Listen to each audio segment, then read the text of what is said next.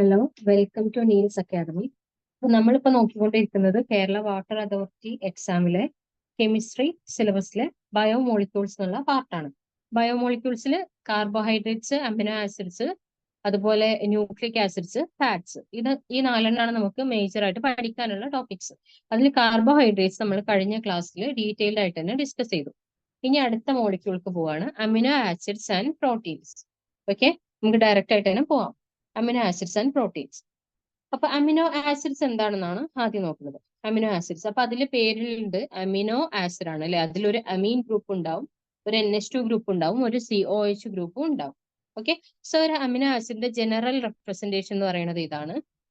എന്താണ്? RCH NH2 COH. Okay, ഇവിടെ ഏറ്റവും അറിയേണ്ട കാര്യം, ഒരൊറ്റ കാർബണിലാണ് ഈ COH NH2 ഗ്രൂപ്പ്സ് വരിക. പിന്നെ അതിൽ തന്നെ ഏതെങ്കിലും ഡിഫറെന്റ് ആൽക്കൈൽ ഗ്രൂപ്പ്സ് വരും. ഈ ഗ്രൂപ്പ് ചേഞ്ച് ചെയ്യുന്നതിനനുസരിച്ചാണ് ഈ അമിനോ ആസിഡ്സിന്റെ നെയിമും പ്രോപ്പർട്ടിയും ഒക്കെ ചേഞ്ച് ചെയ്യുന്നത്. ഓക്കെ, സോ നമുക്ക് നോക്കാം. The general formula of N amino acid is RCH NH2 COH. Amino acids usually have A melting point and boiling point that's very high. വളരെ high ആയിട്ടുള്ള melting and boiling points ഉള്ള compounds ആണ് amino acids അല്ലെ. Then എങ്ങനെയാണ് അത് usually exist ചെയ്യുന്നത്? White crystalline solid compound, stable compound ആയിട്ടാണ് amino acids exist ചെയ്യുന്നത്. ഓക്കെ, അതിന്റെ ടേസ്റ്റ് എന്താ? സ്വീറ്റ്, ടേസ്റ്റ്ലെസ്, ബിറ്റ്, അങ്ങനെ പല പല ഫ്ലേവേഴ്സിലുള്ള അമിനോ ആസിഡ്സ് ഉണ്ട്. ഓക്കെ, ഏറ്റവും ഇമ്പോർട്ടന്റ് ആയ പ്രോപ്പർട്ടിയാണ് most of the amino acids are water soluble. Okay, amino ആസിഡ്സിൽ മിക്കവാറും എന്താണ്? വാട്ടർ സോല്യൂബിൾ ആയ അമിനോ ആസിഡ്സ് ആണ് ഉള്ളത്. ഓക്കെ, സോ അമിനോ ആസിഡിന്റെ ജനറൽ റെപ്രസെന്റേഷൻ അറിയാലോ, NH2 CHR COH. ഇതിൽ ഈ സൈഡ് ചെയിൻ ഡിഫർ ചെയ്യുന്നതിനനുസരിച്ചാണ് പല പല ഡിഫറെന്റ് അമിനോ ആസിഡ്സ് വരുന്നത്. സോ അതിലെ സൈഡ് ചെയിനിന്റെ പ്രോപ്പർട്ടിക്ക് അനുസരിച്ച് പോളർ ആയിരിക്കും, നോൺ പോളർ ആയിരിക്കും. അതുപോലെ അതിനനുസരിച്ചുള്ള ചേഞ്ചസ് എന്തിനു വരും? അമിനോ ആസിഡിന്റെ പ്രോപ്പർട്ടിക്ക് വരും. ഓക്കെ,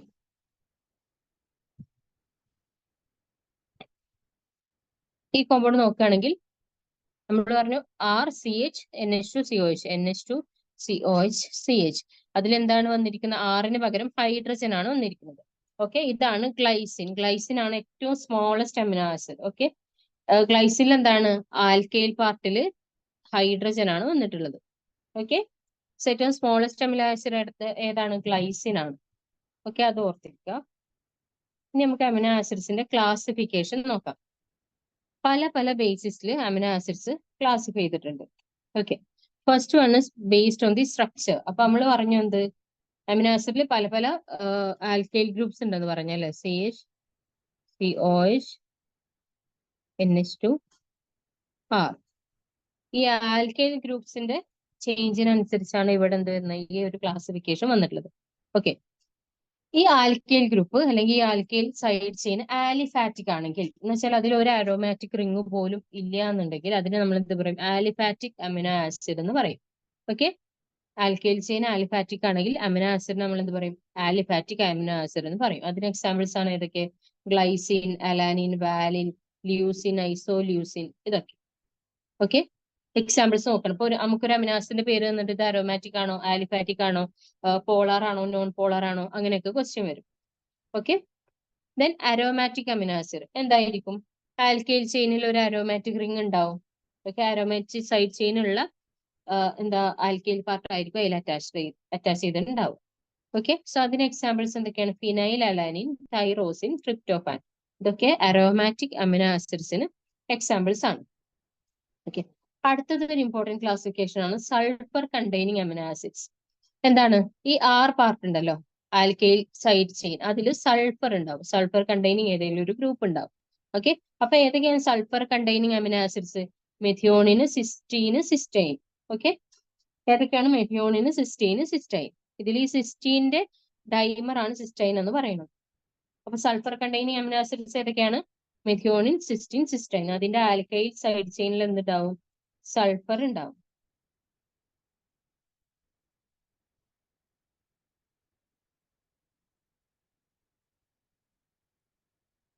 ഇനി നോക്കുക acidic amino acids. Amino acid actually എന്താ നമ്മൾ പറഞ്ഞ? RCH COOH NH2 അല്ലെ? അപ്പൊ ഇവിടെ ആക്ച്വലി NH2 ഗ്രൂപ്പ് എന്താണ്? ബേസിക് ആണ്. COH ഗ്രൂപ്പ് അസിഡിക് ആണ്. സോ ഒരു അസിഡിക് ഗ്രൂപ്പ് ഒരു ബേസിക് ഗ്രൂപ്പും വന്നതുകൊണ്ട് തന്നെ ആക്ച്വലി ഈ ഒരു ഫോം ആണെങ്കിൽ ഇത് എന്തായിരിക്കും? ന്യൂട്രൽ ആയിരിക്കും. ഓക്കെ. പക്ഷെ ഈ സൈഡ് ചെയിനിൽ സപ്പോസ് ഒരു COH വരികയാണെന്ന് വിചാരിക്കുക. സൈഡ് ചെയിൻ എന്ന് പറയുന്നത് ഏതെങ്കിലും ഒരു പാർട്ടിൽ COH വരുന്ന ഒരു ആൽക്കൈൽ ഗ്രൂപ്പ് ആണെന്ന് വിചാരിക്കുക. അങ്ങനെയാണെങ്കിൽ എന്താ ഈ മോളിക്യൂളിൽ മൊത്തത്തിൽ രണ്ട് COH ഗ്രൂപ്പ്സും ഒരു NH2 ഒരു അമിനോ ഗ്രൂപ്പുമാണ് വന്നത് അല്ലെ? സോ ആ മോളിക്യൂളിന്റെ മൊത്തത്തിലുള്ള പ്രോപ്പർട്ടി എന്തായിരിക്കും? അസിഡിക് ആയിരിക്കും അല്ലെ? നേരത്തെ ന്യൂട്രൽ ആയിരുന്ന മോളിക്യൂൾ സൈഡ് ചെയിനിൽ ഒരു COH വന്നപ്പോൾ എന്തായി? എക്സ്ട്രാ COH വന്നപ്പോൾ അത് അസിഡിക് ആയി മാറി. അങ്ങനെ സൈഡ് ചെയിനിൽ കാർബോക്സിൽ ഗ്രൂപ്പ്സ് ഉള്ള അമിനോ ആസിഡ്സിനെ നമ്മൾ എന്താ വിളിക്കുക? അസിഡിക് അല്ലെങ്കിൽ നെഗറ്റീവ്ലി ചാർജ്ഡ് അമിനോ ആസിഡ്സ് എന്നാണ് വിളിക്കുക. നെഗറ്റീവ്ലി ചാർജ്ഡ് ആവാൻ കാരണം എന്താ? ഈ COH ചാർജ്ഡ് ആവുമ്പോൾ COO മൈനസ് എന്നല്ലേ വരിക? ഓക്കെ. അതുകൊണ്ട് തന്നെ അതിന് നെഗറ്റീവ് ചാർജ് ആയിരിക്കും ഓവറോൾ ഉണ്ടാവുക അസിഡിക് അമിനോ ആസിഡ്സ്. അതിന് എക്സാമ്പിൾസ് ആണ് അസ്പാർട്ടിക് ആസിഡ്, ഗ്ലൂട്ടാമിക് ആസിഡ്, ഇതൊക്കെ. ഓക്കെ. ഈ അമൈഡ് ഇതിൽ പെടില്ല കേട്ടോ. അത് അമൈഡ് നമുക്ക് ഇതിൽ കൂട്ടാൻ പറ്റില്ല. ആസിഡ്സ് മാത്രമേ കൂട്ടാൻ പറ്റുള്ളൂ. അസ്പാർട്ടിക് ആസിഡ്, ഗ്ലൂട്ടാമിക് ആസിഡ് ഒക്കെ എന്താണ്? അസിഡിക് അമിനോ ആസിഡ്സിന് എക്സാമ്പിൾ ആണ്.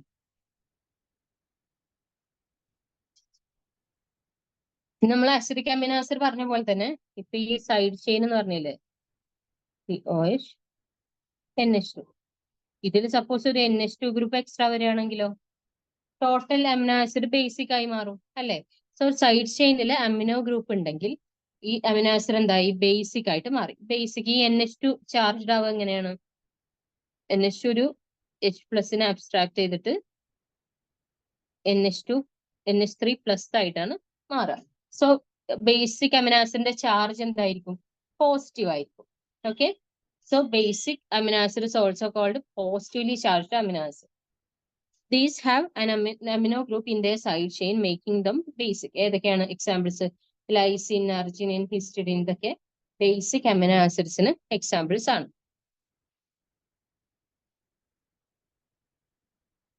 ഓക്കെ. ഇനി അടുത്തത് ബേസ്ഡ് ഓൺ ഫങ്ഷണാലിറ്റി. എന്തൊക്കെയാണ് അതിന് നമ്മുടെ ബോഡിയിൽ അതിന്റെ ഇമ്പോർട്ടൻസ് എന്താണെന്ന് നോക്കിയിട്ട് അമിനോ ആസിഡ്സിനെ രണ്ടായിട്ട് ക്ലാസിഫൈ ചെയ്തിട്ടുണ്ട്. Essential amino acid, non essential amino acid. Okay. അപ്പൊ ഇതിൽ എല്ലാത്തിന്റെയും പേര് ബൈഹാർട്ട് ചെയ്യണം കേട്ടോ. ഇത് ഇമ്പോർട്ടന്റ് ആയ ക്ലാസിഫിക്കേഷൻ ആണ്. Amino acids that cannot be synthesised by the body and must be obtained from the diet. അതാണ് എന്ത്? Essential amino acid.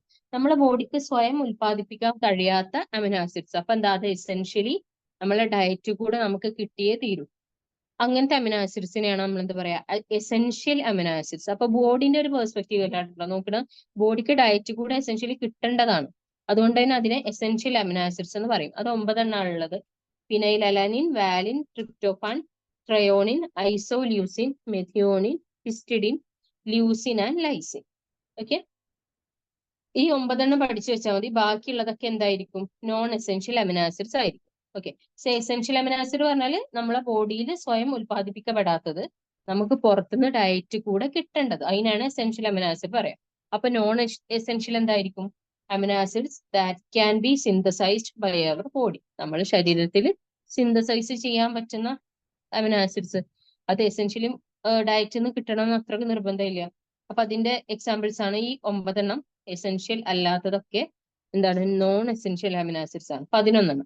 ഏതൊക്കെ? Alanine, arginine, aspartic acid, cysteine, glutamic acid, glutamine, glycine, proline, serine and tyrosine. Okay. So ബോഡിയിലെ ബോഡിന്റെ പെർസ്പെക്റ്റീവിൽ എന്താണ്? രണ്ടായിട്ട് classify ചെയ്തിട്ടുണ്ട്. ഒന്ന് എസെൻഷ്യൽ അമിനോ ആസിഡ്, അതെന്താണ്? ബോഡിയിൽ സിന്തസൈസ് ചെയ്യാൻ പറ്റാത്തത്, ഡയറ്റ് കൂടെ എസെൻഷ്യലി കിട്ടേണ്ടത്. ഓക്കെ. അപ്പൊ അത് 9 ഉള്ളത്. ഇനി നോൺ എസെൻഷ്യൽ അമിനോ ആസിഡ് പറഞ്ഞാൽ ബോഡിക്ക് സിന്തസൈസ് ചെയ്യാൻ പറ്റുന്ന അമിനോ ആസിഡ്സ്, അതിനെയാണ് നമ്മൾ എന്ത് പറയാ? നോൺ എസെൻഷ്യൽ അമിനോ ആസിഡ്സ് എന്ന് പറയാം. ഓക്കെ. ഇനി വേറെ എന്തൊക്കെ ക്ലാസിഫിക്കേഷൻ ആണുള്ളതെന്ന് വെച്ചാൽ അടുത്തതാണ് polar amino acid and non polar amino acid. Okay. Polar എന്ന് പറഞ്ഞാല് നമ്മൾ ഈ സൈഡ് ചെയിൻ പറഞ്ഞില്ലേ? CHക്ക് അറ്റാച്ച് ചെയ്തിരിക്കുന്ന സൈഡ് ചെയിൻ. ഈ സൈഡ് ചെയിനിൽ ഏതെങ്കിലും പോളാർ ഗ്രൂപ്പ്സ് ഉണ്ടാവും. OH പോലത്തെ പോളാർ ഗ്രൂപ്പ്സ്. ഓക്കെ. അപ്പൊ എന്താ? ഇതിന് വാട്ടറിനോട് ഇന്ററാക്ട് ചെയ്യാൻ പറ്റും അല്ലെ? ഒരു പോളാർ ഗ്രൂപ്പ് ഉണ്ടാകുമ്പോൾ അതിന് വാട്ടറിനോടുള്ള ഇന്ററാക്ഷൻ കൂടും. സോ അങ്ങനത്തെ അമിനോ ആസിഡ്സിനെയാണ് നമ്മൾ എന്ത് പറയാ? പോളാർ അമിനോ ആസിഡ്സ് എന്ന് പറയാം. ഓക്കെ, അതിന് എക്സാമ്പിൾസ് ആണ് സീറിൻ, ത്രയോണിൻ, ടൈറോസിൻ, ഇതൊക്കെ. അപ്പൊ നോൺ പോളർ എന്തായിരിക്കും? ഈ പാർട്ട് കംപ്ലീറ്റ്ലി നോൺ പോളർ ആയിരിക്കും. അവിടെ പോളർ ആയിട്ടുള്ള ഗ്രൂപ്പ്സ് ഒന്നും ഉണ്ടാവില്ല ഈ സൈഡ് ചെയിനിൽ. അപ്പൊ ആ സൈഡ് ചെയിൻ വാട്ടറിനോടുള്ള ഇന്ററാക്ഷൻ വളരെ കുറവായിരിക്കും. That will be hydrophobic. Okay, so non pallor amino acid നമ്മൾ എന്താ പറയുക, ഹൈഡ്രോഫോബിക് എന്ന് കൂടെ പറയും. കാരണം എന്താ, അതിന്റെ side chain completely non pallor ആണ്. അതിന് വാട്ടറിനോടുള്ള ഇന്ററാക്ഷൻ ഉണ്ടാവില്ല. സോ എക്സാമ്പിൾസ് ആണ് അലാനിൻ, വാലിൻ, ല്യൂസിൻ.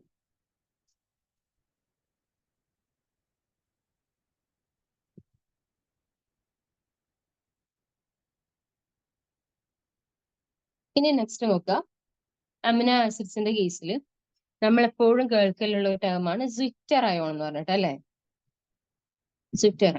സ്വിറ്റർ അയോൺ എന്താണെന്ന് നോക്കുകയാണെങ്കിൽ, നമ്മൾ അമിനോ ആസിഡിൽ രണ്ട് ഗ്രൂപ്പ്സ് ഉണ്ട്. ഏതൊക്കെയാ? CH, NH2, COH, അല്ലെ? ഈ COH എന്ത് ചെയ്യാൻ പറ്റും? ഒരു H+നെ റിലീസ് ചെയ്തിട്ട് -H+, COO- ആയിട്ട് എക്സിസ്റ്റ് ചെയ്യാൻ പറ്റും, അല്ലെ? NH2 എങ്ങനെയാണ് ചാർജ് ആവുക? ഒരു H+നെ അക്സെപ്റ്റ് ചെയ്തിട്ട് NH3+ ആയിട്ടും മാറാൻ കഴിയും. ഓക്കെ, ഈ രണ്ട് ഫങ്ഷണൽ ഗ്രൂപ്പ്സിന്റെ ഈ ഒരു പ്രോപ്പർട്ടി കാരണമാണ് എന്ത്, സ്വിറ്റർ അയോൺസ് ഉണ്ടാവുക. ഓക്കെ, എന്താ നോക്കാം. Amino acids contain an amine group and a carboxyl group. The NH2 group is a stronger base and so it picks up H+ from the COH group to leave a zwitter ion. That's the amine group deprotonate carboxylic acid. എന്താണ് സംഭവിക്കുന്നത്? അമീന് H+നെ എടുക്കും എന്ന് പറഞ്ഞു, അതുപോലെ COH H+നെ എന്ത് ചെയ്യും? Release ചെയ്യുമെന്നും പറഞ്ഞു, അല്ലെ? നമ്മൾ ഈ കോമ്പൗണ്ടിൽ എന്താ ചെയ്യുന്നത് വെച്ചാൽ അമീന് COHലെ H+നെ തന്നെ എടുക്കുന്നു, പുറത്തുനിന്നുള്ള ആളല്ല. അപ്പൊ ഈ കോമ്പൗണ്ട് എങ്ങനെയായി? സ്ട്രക്ചർ എങ്ങനെയായി? CHR COO- NH3+. എന്താ അതിന്റെ പ്രത്യേകത? ഒരേ കോമ്പൗണ്ടിൽ തന്നെ പോസിറ്റീവ്, ഒരേ മോളിക്യൂളിൽ തന്നെ പോസിറ്റീവ് ചാർജും നെഗറ്റീവ് ചാർജും വന്നു, അല്ലെ? ഇത് ഈ ഒരു ഫോമിനെയാണ്, ഈ ഒരു അമിനോ ആസിഡിന്റെ ഈ ഒരു ഫോമിനെയാണ് നമ്മൾ എന്ത് പറയാറ്? സ്വിറ്റർ അയോൺ എന്ന് പറയാം. അപ്പൊ സ്വിറ്റർ അയോൺ എങ്ങനെയാണ് ഉണ്ടായത്? ഒരു അമിനോ ആസിഡിലെ അമീൻ ഗ്രൂപ്പ് കാർബോക്സിലിക് ആസിഡിന്റെ H+നെ എടുത്തിട്ട്, അല്ലെങ്കിൽ കാർബോക്സിൽ ഗ്രൂപ്പിനെ അമീൻ ഗ്രൂപ്പ് ഡീപ്രോട്ടനേറ്റ് ചെയ്തിട്ട് എന്ത് ചെയ്യും? അമീൻ ഗ്രൂപ്പ് പോസിറ്റീവ്ലി ചാർജ്ഡ് ആവും, കാർബോക്സിൽ ഗ്രൂപ്പ് കാർബോക്സിലേറ്റ് ആനയോൺ ആയിട്ടും മാറും, അല്ലെ? അങ്ങനെ അമിനോ ആസിഡിൽ തന്നെ പോസിറ്റീവ് ആൻഡ് നെഗറ്റീവ് ചാർജസ് ഉണ്ടാവും. ആ ഒരു അയോണിനെയാണ് നമ്മൾ എന്ത് പറയാ? സ്വിറ്റർ അയോൺ എന്ന് പറയാം. ഓക്കെ, ഇനി നമ്മൾ നോക്കേണ്ടത് അമിനോ ആസിഡിന് ലോ ആൻഡ് ഹൈ pHൽ എന്ത് സംഭവിക്കുന്നതാണ്. അപ്പൊ നമുക്ക് ഇതാണ് സ്വിറ്റർ അയോണിന്റെ ഫോം എന്ന് കിട്ടി. ഇനി നമുക്ക് നോക്കാം, pH കുറയാണെന്ന് വിചാരിക്കുക. അതായത് അസിഡിക് pH കുറയാ എന്ന് വെച്ചാൽ എന്താ? അസിഡിക് pHലേക്ക് വരികയാണ് നമ്മുടെ സിസ്റ്റം. ഓക്കെ, അസിഡിക് pHൽ എന്താ ഉണ്ടാവുക? ഒരുപാട് H+ ഉണ്ടാവും, അല്ലെ? ഒരുപാട് H+ ഉണ്ടാവും. അപ്പൊ ആക്ച്വലി NH3ക്ക് NH3+ ആയിട്ട് എക്സിസ്റ്റ് ചെയ്യാൻ പറ്റും. COO- എന്താവും? ഈ എക്സസ് H+നെ അബ്സോർബ് ചെയ്തിട്ട് എടുത്തിട്ട് എന്താവും? COH ആയിട്ടും എക്സിസ്റ്റ് ചെയ്യും. സോ ലോ pHൽ അല്ലെങ്കിൽ അസിഡിക് pHൽ എങ്ങനെയാണ് ഈ കോമ്പൗണ്ട് ഉണ്ടാവുക? CHR COH അതേപോലെ തന്നെ, കാരണം ഡീപ്രോട്ടനേറ്റ് ആവുന്ന ഒരു അവസ്ഥ അവിടെ വരില്ല. കാരണം പ്രോട്ടോൺസ് എക്സസ് ആണ്, അസിഡിക് കണ്ടീഷൻ ആണ്. അതേപോലെ NH3 എന്തായിരിക്കും? NH2 എന്തായിരിക്കും? പ്രോട്ടോണേറ്റഡ് ആയിരിക്കും, കാരണം ഒരുപാട് പ്രോട്ടോൺസ് ഉണ്ട്, അതുകൊണ്ട്. സോ അസിഡിക് pHൽ എന്താണ്? ഇങ്ങനെയാണ് സ്വിറ്റർ അയോൺ എക്സിസ്റ്റ് ചെയ്യുക. സ്വിറ്റർ അയോൺ ആയിട്ടല്ല, മറിച്ച് ഒരു പോസിറ്റീവ്ലി ചാർജ് സ്പീഷീസ് ആയിട്ടായിരിക്കും എക്സിസ്റ്റ് ചെയ്യുക നമ്മളെ amino acid. Okay, so സ്വിറ്റർ ion പറഞ്ഞാൽ ആക്ച്വലി ന്യൂട്രൽ ആണ്, ഓവറോൾ ന്യൂട്രൽ ആണ്. ഒരു പ്ലസ് ചാർജും ഒരു മൈനസ് ചാർജും ആണ് അതിലുള്ളത്. അത് നമ്മളെ pH കുറയും തോറും എന്ത് ചെയ്യും? സ്വിറ്റർ അയോൺ ഒരു പോസിറ്റീവ്ലി ചാർജ്ഡ് അയോൺ ആയിട്ട് മാറും. കാരണം എന്താ? അവിടെ COH അങ്ങനെ തന്നെ എക്സിസ്റ്റ് ചെയ്യും, അതേപോലെ NH3 ഒരു പ്രോട്ടോനെ അബ്സോർബ് ചെയ്തിട്ട് NH3+ ആയിട്ടും എക്സിസ്റ്റ് ചെയ്യും. ഓക്കെ, ഇനി നമുക്ക് ഇത് കുറയുമ്പോൾ എന്താണ് നോക്കാം, pH കൂടുമ്പോൾ എന്താണ് നോക്കാം. ഓക്കെ, അപ്പൊ ഇതാണ് സ്വിറ്റർ അയോൺ. ഓക്കെ, pH കൂടുമ്പോൾ എന്താ സംഭവിക്കുക? OH- എക്സസ് ആവും, അല്ലെ? ഈ OH മൈനസ് എക്സസ് ആവുമല്ലോ ചെയ്യുക, ആൽക്കലൈൻ pH ക്ക് പോവാണ് നമ്മൾ. ഓക്കെ, അപ്പൊ OH മൈനസ് എക്സസ് ആവുമ്പോ എന്താ ചെയ്യാ, എല്ലാ H+ഉം ഈ OH മൈനസ് അബ്സ്ട്രാക്ട് ചെയ്യും. ഓൾ H+ ഗെറ്റ് അബ്സ്ട്രാക്റ്റഡ് അല്ലേ. നമ്മുടെ സിസ്റ്റത്തിൽ H+ കുറവാണ്, വളരെ കുറവാണ് H+. കാരണം എന്താ, ഉള്ള H+നൊക്കെ നമ്മൾ ബേസിക് കണ്ടീഷൻ കൊടുത്തുകൊണ്ട് ആ ബേസ് അബ്സ്ട്രാക്ട് ചെയ്തു. അപ്പൊ നമ്മള് കോമ്പൗണ്ട് എങ്ങനെയായിരിക്കും നിൽക്കുക, RCr. NH2ന് പ്രോട്ടോണേറ്റ് ചെയ്യാൻ പ്രോട്ടോണിന് കിട്ടൂല, കാരണം എന്താ, OH മൈനസ് ആണ് എക്സസ് ആയിട്ട് നിൽക്കുന്നത്. ആൽക്കലൈൻ കണ്ടീഷൻ ആണ്. അസിഡിക് ആകുമ്പോഴല്ലേ എക്സസ് H+ വന്നിട്ട് നമ്മൾ പ്രോട്ടോണേറ്റ് ആവുള്ളൂ. അതേപോലെ COO മൈനസും COH ഗ്രൂപ്പും എന്തായിരിക്കും, ഡീപ്രോട്ടോണേറ്റഡ് ആയിരിക്കും. ഓക്കെ, അപ്പൊ എന്ത് ചാർജാ വന്നത്, ആൽക്കലൈൻ pHൽ നമ്മൾ ഇതിന് മോളിക്യൂളിന് നെഗറ്റീവ് ചാർജ് ആണ് വന്നത്. ഓക്കെ, മനസ്സിലായി എന്ന് വിചാരിക്കുന്നു കേട്ടോ. അപ്പൊ നമ്മൾ ഇങ്ങനെ നോക്കണം, ഒരു സ്കെയിൽ എടുത്ത് നോക്കുകയാണെങ്കിൽ അസിഡിക് pHൽ എന്താ വരിക, പോസിറ്റീവ് ചാർജ് ആയിരിക്കും വരിക. ആൻഡ് pH കൂടുമ്പോൾ ആൽക്കലൈൻ pHൽ എന്തായിരിക്കും ചാർജ് വരിക, നെഗറ്റീവ് ചാർജ് ആയിരിക്കും വരിക. ഓക്കെ, ഇതിന്റെ രണ്ടിന്റെ ഇടയിലാണ് ഒരു പോയിന്റ് ഉള്ളത്, അവിടെ എന്താണ്, സ്വിറ്റർ അയോൺ ആയിട്ടാണ് എക്സിസ്റ്റ് ചെയ്യുക. സ്വിറ്റർ അയോൺ, സ്വിറ്റർ അയോണ് ഓവറോൾ ചാർജ് ഉണ്ടോ, ഇല്ല. ഓക്കെ, ഇത്തരത്തിൽ pH നമ്മളെ കോമ്പൗണ്ടിലെ എന്താ പറയാ, ഓവറോൾ ചാർജ് ന്യൂട്രൽ ആവുന്ന pH, അസിഡിക്കും അല്ല ബേസിക്കും അല്ല, ഇതിന്റെ രണ്ടിന്റെ ഇടയിൽ ഏതും വരാം. ഇതിപ്പോ 7 തന്നെ ന്യൂട്രൽ pH തന്നെ ആവണമെന്നില്ല കേട്ടോ. ഓരോ മോളിക്യൂളിനനുസരിച്ച് ചിലതിന് 5 ആയിരിക്കും, ചിലതിന് 8 ആയിരിക്കും. അങ്ങനെ ഓരോന്നിനും ഒരു അതിനനുസരിച്ച് ഒരു pH ഉണ്ട്. ആ pHൽ എന്തായിരിക്കും വെച്ചാൽ നമ്മളുടെ മോളിക്യൂൾ സ്വിറ്റർ അയോൺ ആയിട്ട് എക്സിസ്റ്റ് ചെയ്യാം.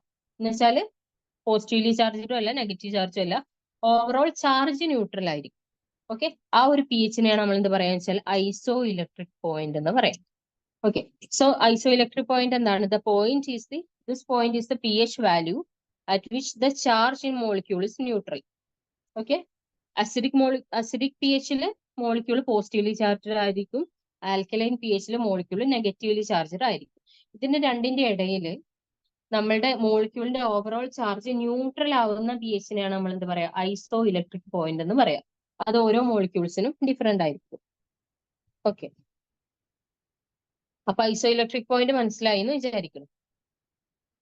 ഇനി നെക്സ്റ്റ് അമിനോ ആസിഡ്സ് കഴിഞ്ഞിട്ട് നമ്മൾ എന്ത്, പ്രോട്ടീൻസിലേക്ക് കടക്കുകയാണ്. അടുത്ത സ്റ്റെപ്പ് പ്രോട്ടീൻസ് പറഞ്ഞാൽ എന്താണ്, പോളിപെപ്റ്റൈഡ്സ് എന്നാണ് പറയല്ലേ പ്രോട്ടീൻസിനെ, പോളിപെപ്റ്റൈഡ്സ്. എന്താണ് സംഭവം, they are polymers made up of amino acid monomers linked together by peptide bonds. ഓരോ amino acid monomers peptide bond വഴി കണക്ട് ചെയ്ത് ഉണ്ടാവുന്ന പോളിമറിനെയാണ് നമ്മൾ എന്ത് പറയാ, പ്രോട്ടീൻ എന്ന് പറയാം. ഓക്കെ, പ്രോട്ടീൻസ് എങ്ങനെയൊക്കെയാണ് ക്ലാസിഫൈ ചെയ്തിരിക്കുന്നത് നോക്കാം. പ്രോട്ടീൻ മോളിക്യൂളിന്റെ ഷേപ്പിന്റെ ബേസിൽ പ്രോട്ടീൻസ് രണ്ടായിട്ട് ക്ലാസിഫൈ ചെയ്തിട്ടുണ്ട്. എല്ലാവർക്കും അറിയാവുന്ന ക്ലാസിഫിക്കേഷൻ ഒന്നായിരിക്കും. ഒന്നാമത്തെ എന്താണ്, ഫൈബ്രസ് പ്രോട്ടീൻ. രണ്ടാമത്താണ് ഗ്ലോബുലാർ പ്രോട്ടീൻ. ഫൈബ്രസ് എന്ന് പറഞ്ഞാൽ എന്താ, ഇവിടെ പോളിപെപ്റ്റൈഡ് ചെയിൻസ് പാരലൽ ആയിട്ടാണ് നിൽക്കുക. Okay, they are held together by hydrogen and disulphide bonds. ഈ പോളിപെപ്റ്റൈഡ് ചെയിൻസിനെ ഒന്നിച്ച് നിർത്തുന്ന ഇന്ററാക്ഷൻസ് ഏതൊക്കെയാണ്, ഹൈഡ്രജൻ ബോണ്ടും ഡൈസൾഫൈഡ് ബോണ്ടും ആണ്. ഓക്കെ, ഇതിന് ഒരു ഫൈബർ ലൈക്ക് സ്ട്രക്ചർ ആയിരിക്കും ഉണ്ടായിരിക്കും. അതുകൊണ്ടാണ് ഇതിനെ എന്ത് വിളിക്കുന്നത്, ഫൈബ്രസ് പ്രോട്ടീൻസ് എന്ന് വിളിക്കുക. ഓക്കെ, ഫൈബ്രസ് പ്രോട്ടീൻസിന്റെ പ്രത്യേകത എന്താണ്, ഇമ്പോർട്ടന്റ് പ്രോപ്പർട്ടി ആണ് എന്ത്, they are insoluble in water. Okay, fibrous proteins water insoluble ആണ്. എക്സാമ്പിൾ ആണ് കെരാറ്റിൻ. കെരാറ്റിൻ ഏതിലുള്ള, നമ്മളെ ഹെയറിലുള്ള പ്രോട്ടീൻ ആണ് അല്ലെ. അതേപോലെ മസിലിലുള്ള മയോസിൻ. ഇതൊക്കെ എന്താണ്, ഫൈബ്രസ് പ്രോട്ടീൻസ് ആണ്. അതിന്റെ പ്രത്യേകത എന്താണ്, അതിന് ഫൈബർ ലൈക്ക് സ്ട്രക്ചർ ആണ് ഉണ്ടാവുക. ഈ സ്ട്രക്ചേഴ്സിനെ ഹോൾഡ് ചെയ്യുന്നത് ഹൈഡ്രജൻ ബോണ്ട്, ഡൈസൾഫൈഡ് ബോണ്ട് ഒക്കെയാണ്. ഇത് വാട്ടർ ഇൻസോല്യൂബിൾ പ്രോട്ടീൻസ് ആണ്. Example keratin, myosin. Next globular protein. നേരത്തെ പറഞ്ഞത് ഫൈബർ ലൈക്ക് ആണെങ്കിൽ ഇവിടെ എന്തായിരിക്കും, ഒരു 3 ഡയമെൻഷണൽ സ്ട്രക്ചർ ആയിരിക്കും വരിക. They coil around to give a spherical shape. Okay, globular പ്രോട്ടീന് സ്ഫെരിക്കൽ ഷേപ്പ് ആണ് ഉണ്ടാവുക. അപ്പൊ നേരത്തെ ഫൈബ്രസ് പ്രോട്ടീൻ വാട്ടർ ഇൻസോല്യൂബിൾ ആണെന്ന് പറഞ്ഞു, അതേപോലെ ഗ്ലോബുലാർ പ്രോട്ടീൻ എന്താണ്, വാട്ടർ സോല്യൂബിൾ ആണ്. ഓക്കെ, അതിന് എക്സാമ്പിൾ ആണ് ഇൻസുലിൻ, ആൽബുമിൻസ്, ഇതൊക്കെ ഗ്ലോബുലാർ പ്രോട്ടീൻസിന് എക്സാമ്പിൾസ് ആണ്.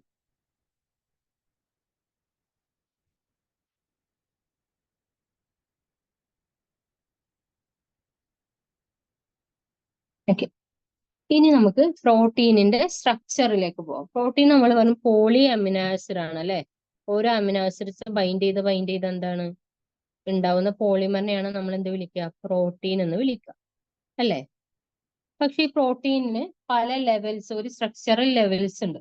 Primary structure, secondary structure, tertiary structure and quaternary structure. അങ്ങനെ 4 ലെവലിലാണ് പ്രോട്ടീന്റെ സ്ട്രക്ചർ നമ്മൾ പറയാം.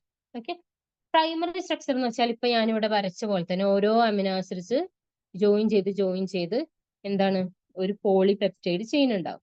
ലോങ് ആയിട്ടുള്ള ഒരു പോളിപെപ്റ്റൈഡ് ചെയിൻ ഉണ്ടാവും.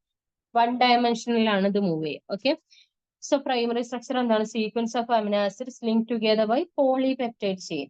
Okay, it's determined by the sequence of nucleotides in the gene encoding the protein. Okay, ഒരു പോളിപെപ്റ്റൈഡ് ചെയിൻ എങ്ങനെ വേണമെന്ന് ആരാണ് തീരുമാനിക്കുക? ഏതൊക്കെ അമിനോ ആസിഡ്സ് ആണ് അതിൽ കമ്പൈൻ ചെയ്യേണ്ടത്, എങ്ങനത്തെ ഒരു പോളിപെപ്റ്റൈഡ് ചെയിൻ ആണ് ഉണ്ടാവുന്നതെന്ന് നമ്മൾ ജീനിൽ എൻകോഡ് ചെയ്ത് വെച്ചിട്ടുണ്ട് അല്ലെ. പ്രോട്ടീൻ സിന്തസിസ് നമ്മൾ പഠിച്ചിട്ടില്ലേ. സോ പ്രോട്ടീൻ സിന്തസിസിൽ ആ ജീൻസിലെ കോഡ്സ് യൂസ് ചെയ്തിട്ടാണ് എന്ത് ഓരോ 3 ലെറ്റേഴ്സും ഒരു അമിനോ ആസിഡിനെ റെപ്രസെന്റ് ചെയ്യും. അങ്ങനെ കോഡ് ഡീകോഡ് ചെയ്തിട്ടാണ് എന്ത് നമ്മൾ ഇതിൽ ഏതൊക്കെ അമിനോ ആസിഡ്സ് ആണ് ഒരു പ്രോട്ടീനിൽ ഇങ്ങനെ ആഡ് ചെയ്ത് പോകേണ്ടത്, ആ ഒരു സീരീസ് ഡിറ്റർമിൻ ചെയ്യണത്. Okay, this sequence dictates how the protein will fold into higher order structures. Okay, ഇനി ഇതിന് അടുത്ത ലെവൽ സ്ട്രക്ചർ ഉണ്ട് എന്ന് വെച്ചാല് ഈ ഒരു ലീനിയർ ചെയിന് വേറെ പല രീതിയിലും എന്ത് ഫോൾഡ് ചെയ്തിട്ടൊക്കെ അടുത്തടുത്ത സ്ട്രക്ചേഴ്സ് വരുന്നുണ്ട്. സോ ഈ ഒരു സീക്വൻസിലെ മോളിക്യൂൾസിലെ ഗ്രൂപ്പ്സ് ആണ് എന്ത് തീരുമാനിക്കുന്നത്, ഇതിന് എങ്ങനത്തെയൊക്കെ ഹയർ ഓർഡർ സ്ട്രക്ചേഴ്സ് ആണ് കിട്ടേണ്ടതെന്ന് തീരുമാനിക്കുന്നത്. ഓക്കെ, ഇനി നോക്കാം. ഇനി അടുത്തത് സെക്കൻഡറി സ്ട്രക്ചർ. സെക്കൻഡറി സ്ട്രക്ചർ എന്താ വെച്ചാൽ ഈ ഒരു നമ്മൾ ഇപ്പൊ പറഞ്ഞില്ലേ ഇങ്ങനത്തെ ലോങ് ചെയിൻ പോളിപെപ്റ്റൈഡ്, ഇത് ഇപ്പൊ ഒരു ലോങ് ചെയിൻ പോളിപെപ്റ്റൈഡ് ആണെങ്കിൽ ഇങ്ങനത്തെ കുറേ ഇങ്ങനത്തെ പോളിപെപ്റ്റൈഡ് ചെയിൻ ഇല്ലേ, പല പല അതിനടുത്തൊരു ഷേപ്പ് വരാൻ പോവാണ്. ഓക്കെ, ഒരു പോളിപെപ്റ്റൈഡ് ചെയിൻ ഇങ്ങനെ ഹെലിക്കലി കോയിൽ ചെയ്യാം, അല്ല വെച്ചാല് ഷീറ്റ് പോലെ നിൽക്കാം. അങ്ങനെ 2 ഫോംസ് ആണ് ഉള്ളത് സെക്കൻഡറി സ്ട്രക്ചറിന്. ഏതൊക്കെ? ആൽഫ ഹെലിക്സും ബീറ്റ പ്ലീറ്റഡ് ഷീറ്റും. Okay, so local folded structures that form within a polypeptide chain, അതാണ് എന്ത് സെക്കൻഡറി സ്ട്രക്ചർ എന്ന് പറയുന്നത്. ഒരു പോളിപെപ്റ്റൈഡ് ചെയിനിന്റെ ഫോൾഡഡ് സ്ട്രക്ചർ. അതിന് കോമൺലി 2 സ്ട്രക്ചർ ആണുള്ളത്, ആൽഫ ഹെലിക്സും ബീറ്റ ഷീറ്റ്സും, ബീറ്റ പ്ലീറ്റഡ്. ഇതിനെ സ്റ്റെബിലൈസ് ചെയ്യുന്ന ഇന്ററാക്ഷൻസ് ഏതൊക്കെയാണ്? ഹൈഡ്രജൻ ബോണ്ടാണ്. Okay, hydrogen bonds between the backbone atoms of amino acids. അപ്പൊ ഇതാണ് നമ്മൾ പറഞ്ഞത് പ്രൈമറി സ്ട്രക്ചറിൽ ഏതൊക്കെ അമിനോ ആസിഡ്സ് ഉണ്ട് എന്നുള്ളത് അതിന്റെ ഹയർ സ്ട്രക്ചേഴ്സിനെ ഡിറ്റർമിൻ ചെയ്യുന്നു. കാരണം ഹൈഡ്രജൻ ബോണ്ട് ഉണ്ടാക്കാൻ പറ്റിയ കേപ്പബിൾ ആയിട്ടുള്ള സൈഡ് ചെയിൻ ഗ്രൂപ്പ്സ് വരണം ഇവിടെ. അപ്പോഴെന്ത് നമുക്ക് നല്ല എഫക്റ്റീവ് ആയിട്ട് സെക്കൻഡറി സ്ട്രക്ചറും ടെർഷ്യറി സ്ട്രക്ചറും ഒക്കെ ഉണ്ടാക്കാൻ പറ്റുള്ളൂ. സോ സെക്കൻഡറി സ്ട്രക്ചർ സ്റ്റെബിലൈസ് ചെയ്തിരിക്കുന്നത് എന്ത് ബോണ്ട് വെച്ചിട്ടാണ്? ഹൈഡ്രജൻ ബോണ്ട് വെച്ചിട്ടാണ്. ഓക്കെ, നമ്മൾ പറഞ്ഞു 2 ടൈപ്പ് സ്ട്രക്ചർ ഉള്ളത്, ആൽഫ ഹെലിക്സും ബീറ്റ പ്ലീറ്റഡ്, ബീറ്റ ഷീറ്റ്സും. ആൽഫ ഹെലിക്സ് എന്താണ്? Alpha helices are coils formed by hydrogen bonds between amino acids within the same chain. Okay, ഒരേ അമിനോ ആസിഡ് ചെയിനിലെ ഗ്രൂപ്പ്സ് തമ്മിൽ ഹൈഡ്രജൻ ബോണ്ട്സ് ഉണ്ടാക്കിയിട്ടാണ് എന്തുണ്ടാവുക? ആൽഫ ഹെലിക്സ് ഉണ്ടാവുക. ഇങ്ങനെ ഹൈഡ്രജൻ ബോണ്ട്സ് ഫോം ചെയ്തു. Okay, within the same chain ആണ് എന്ത് ആൽഫ ഹെലിക്സ് ഉണ്ടാവും. Beta sheets are formed by hydrogen bonds between different segments of the chain. ഒരേ ചെയിന്റെ ഡിഫറെന്റ് സെഗ്മെന്റ്സ് തമ്മിൽ ഹൈഡ്രജൻ ബോണ്ട്സ് ഉണ്ടാക്കിയിട്ടാണ് ഏതുണ്ടാവുക? ബീറ്റ പ്ലീറ്റഡ് സ്ട്രക്ചർ ഉണ്ടാവുക. ഓക്കെ, സോ 2 സ്ട്രക്ചേഴ്സ് ആണ് സെക്കൻഡറിയിൽ ഉള്ളത്, ആൽഫ ഹെലിക്സും ബീറ്റ പ്ലീറ്റഡും.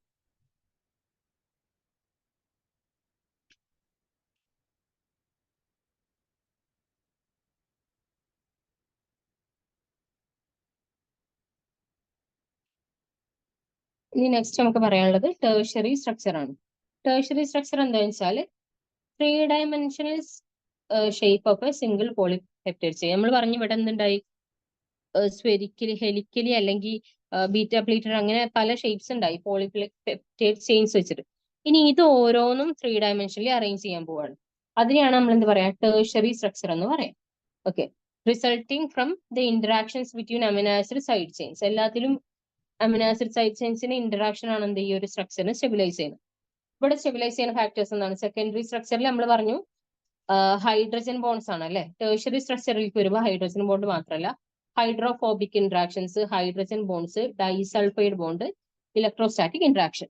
ഇങ്ങനെ 4 ടൈപ്പ് ഇന്ററാക്ഷൻസ് ഉണ്ട് ടേഴ്ഷ്യറി സ്ട്രക്ചറിനെ സ്റ്റെബിലൈസ് ചെയ്യുന്നത്. ഏതൊക്കെയാണ്? ഹൈഡ്രോഫോബിക് ഇന്ററാക്ഷൻ ഉണ്ട്, ഹൈഡ്രജൻ ബോണ്ട് ഉണ്ട്, ഡൈസൾഫൈഡ് ബോണ്ട് ഉണ്ട്, പിന്നെ ഇലക്ട്രോസ്റ്റാറ്റിക് ഇന്ററാക്ഷൻസ് ഉണ്ട്.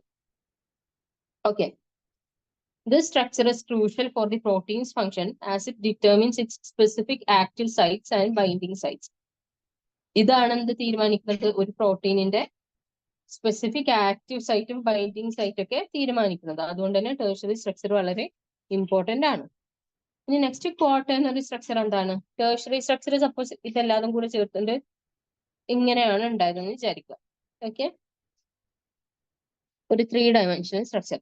ഇങ്ങനത്തെ ഒരുപാട് ടേഴ്ഷ്യറി സ്ട്രക്ചേഴ്സ് ചേർന്നിട്ട് കമ്പൈൻ ചെയ്തിട്ടുണ്ടാവുന്നതാണ് എന്ത്? Quaternary structure. Okay, quaternary structure എന്താണ്? The arrangement of multiple polypeptide chains in a functional protein complex. പല പോളിപെപ്റ്റൈഡ് ചെയിൻസിന്റെ ടേഴ്ഷ്യറി സ്ട്രക്ചേഴ്സ് കമ്പൈൻ ചെയ്തിട്ടുണ്ടാവുന്ന ഫോമിനെയാണ് നമ്മൾ എന്ത് പറയാ? ക്വാട്ടേണറി സ്ട്രക്ചർ എന്ന് പറയാം. Okay, proteins with quaternary structure are composed of 2 or more individual polypeptide chains called as subunits. ഇവിടെ എന്ത് വേണം? ഒന്നിലധികം പോളിപെപ്റ്റൈഡ് ചെയിൻ വേണം ആ ഒരു പ്രോട്ടീനിൽ. അപ്പോഴേ നമുക്ക് എന്ത് ക്വാട്ടേണറി സ്ട്രക്ചർ ഉണ്ടാവുള്ളൂ. അല്ലാച്ചാൽ ഇത് ഇൻഡിവിജ്വലി എന്താണ്? ടേഴ്ഷ്യറി സ്ട്രക്ചർ ആണ് ഒരു അമിനോ ആസിഡ് ചെയിനിന്റെ അല്ലെ. സോ ഒന്നിലധികം പോളിപെപ്റ്റൈഡ് ചെയിൻസ് കണ്ടെയ്ൻ ചെയ്യുന്ന പ്രോട്ടീൻസിനാണ് എന്തുണ്ടാവുക? ക്വാട്ടേണറി സ്ട്രക്ചർ ഉണ്ടാവുക.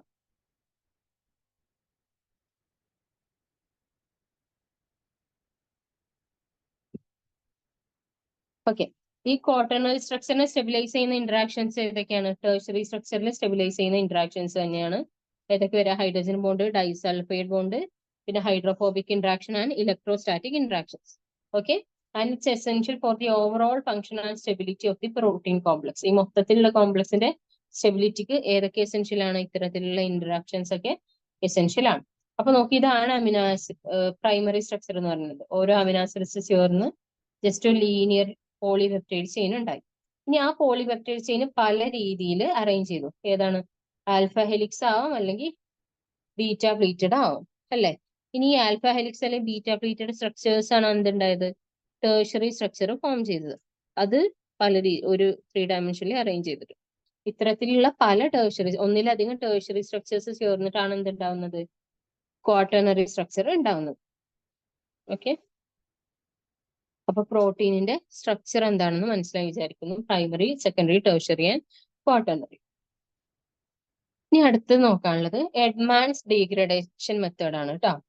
എന്താ വെച്ചാൽ ഒരു പോളിപെപ്റ്റൈഡ് ചെയിൻ ഉണ്ട്, അല്ലെങ്കിൽ നമ്മുടെ അടുത്ത് ഒരു എന്തുണ്ട്?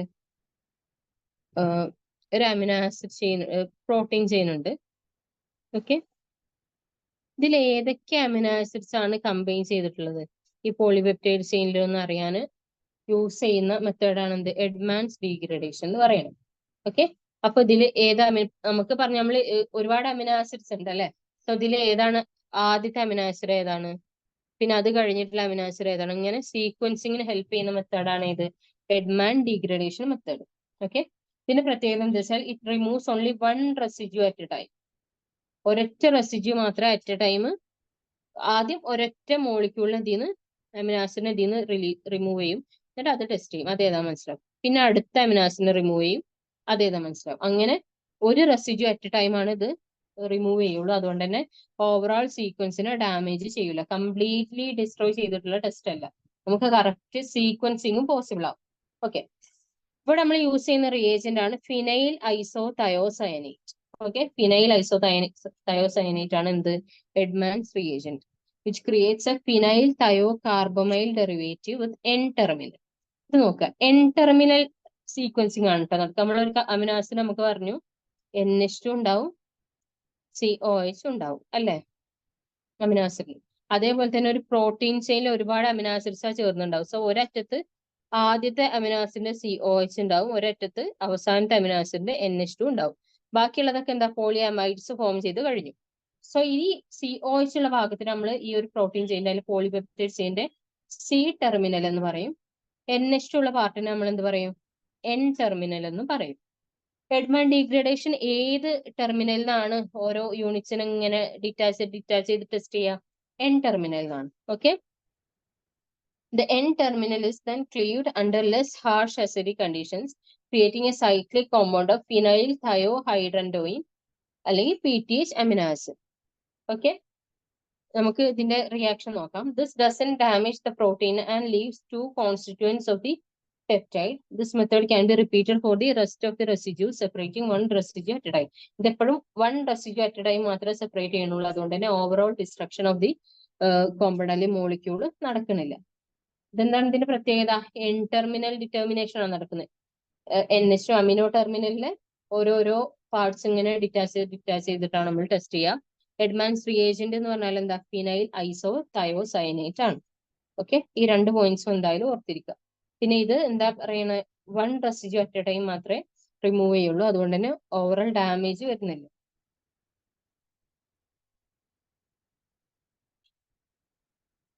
ഓക്കെ, ഇതാണ് നമ്മൾ പറഞ്ഞ റിയാക്ഷൻ. ഫിനൈൽ ഐസോ തയോസയനേറ്റ് എന്ത് ചെയ്യും? N ടെർമിനലായിട്ട് റിയാക്ട് ചെയ്യും.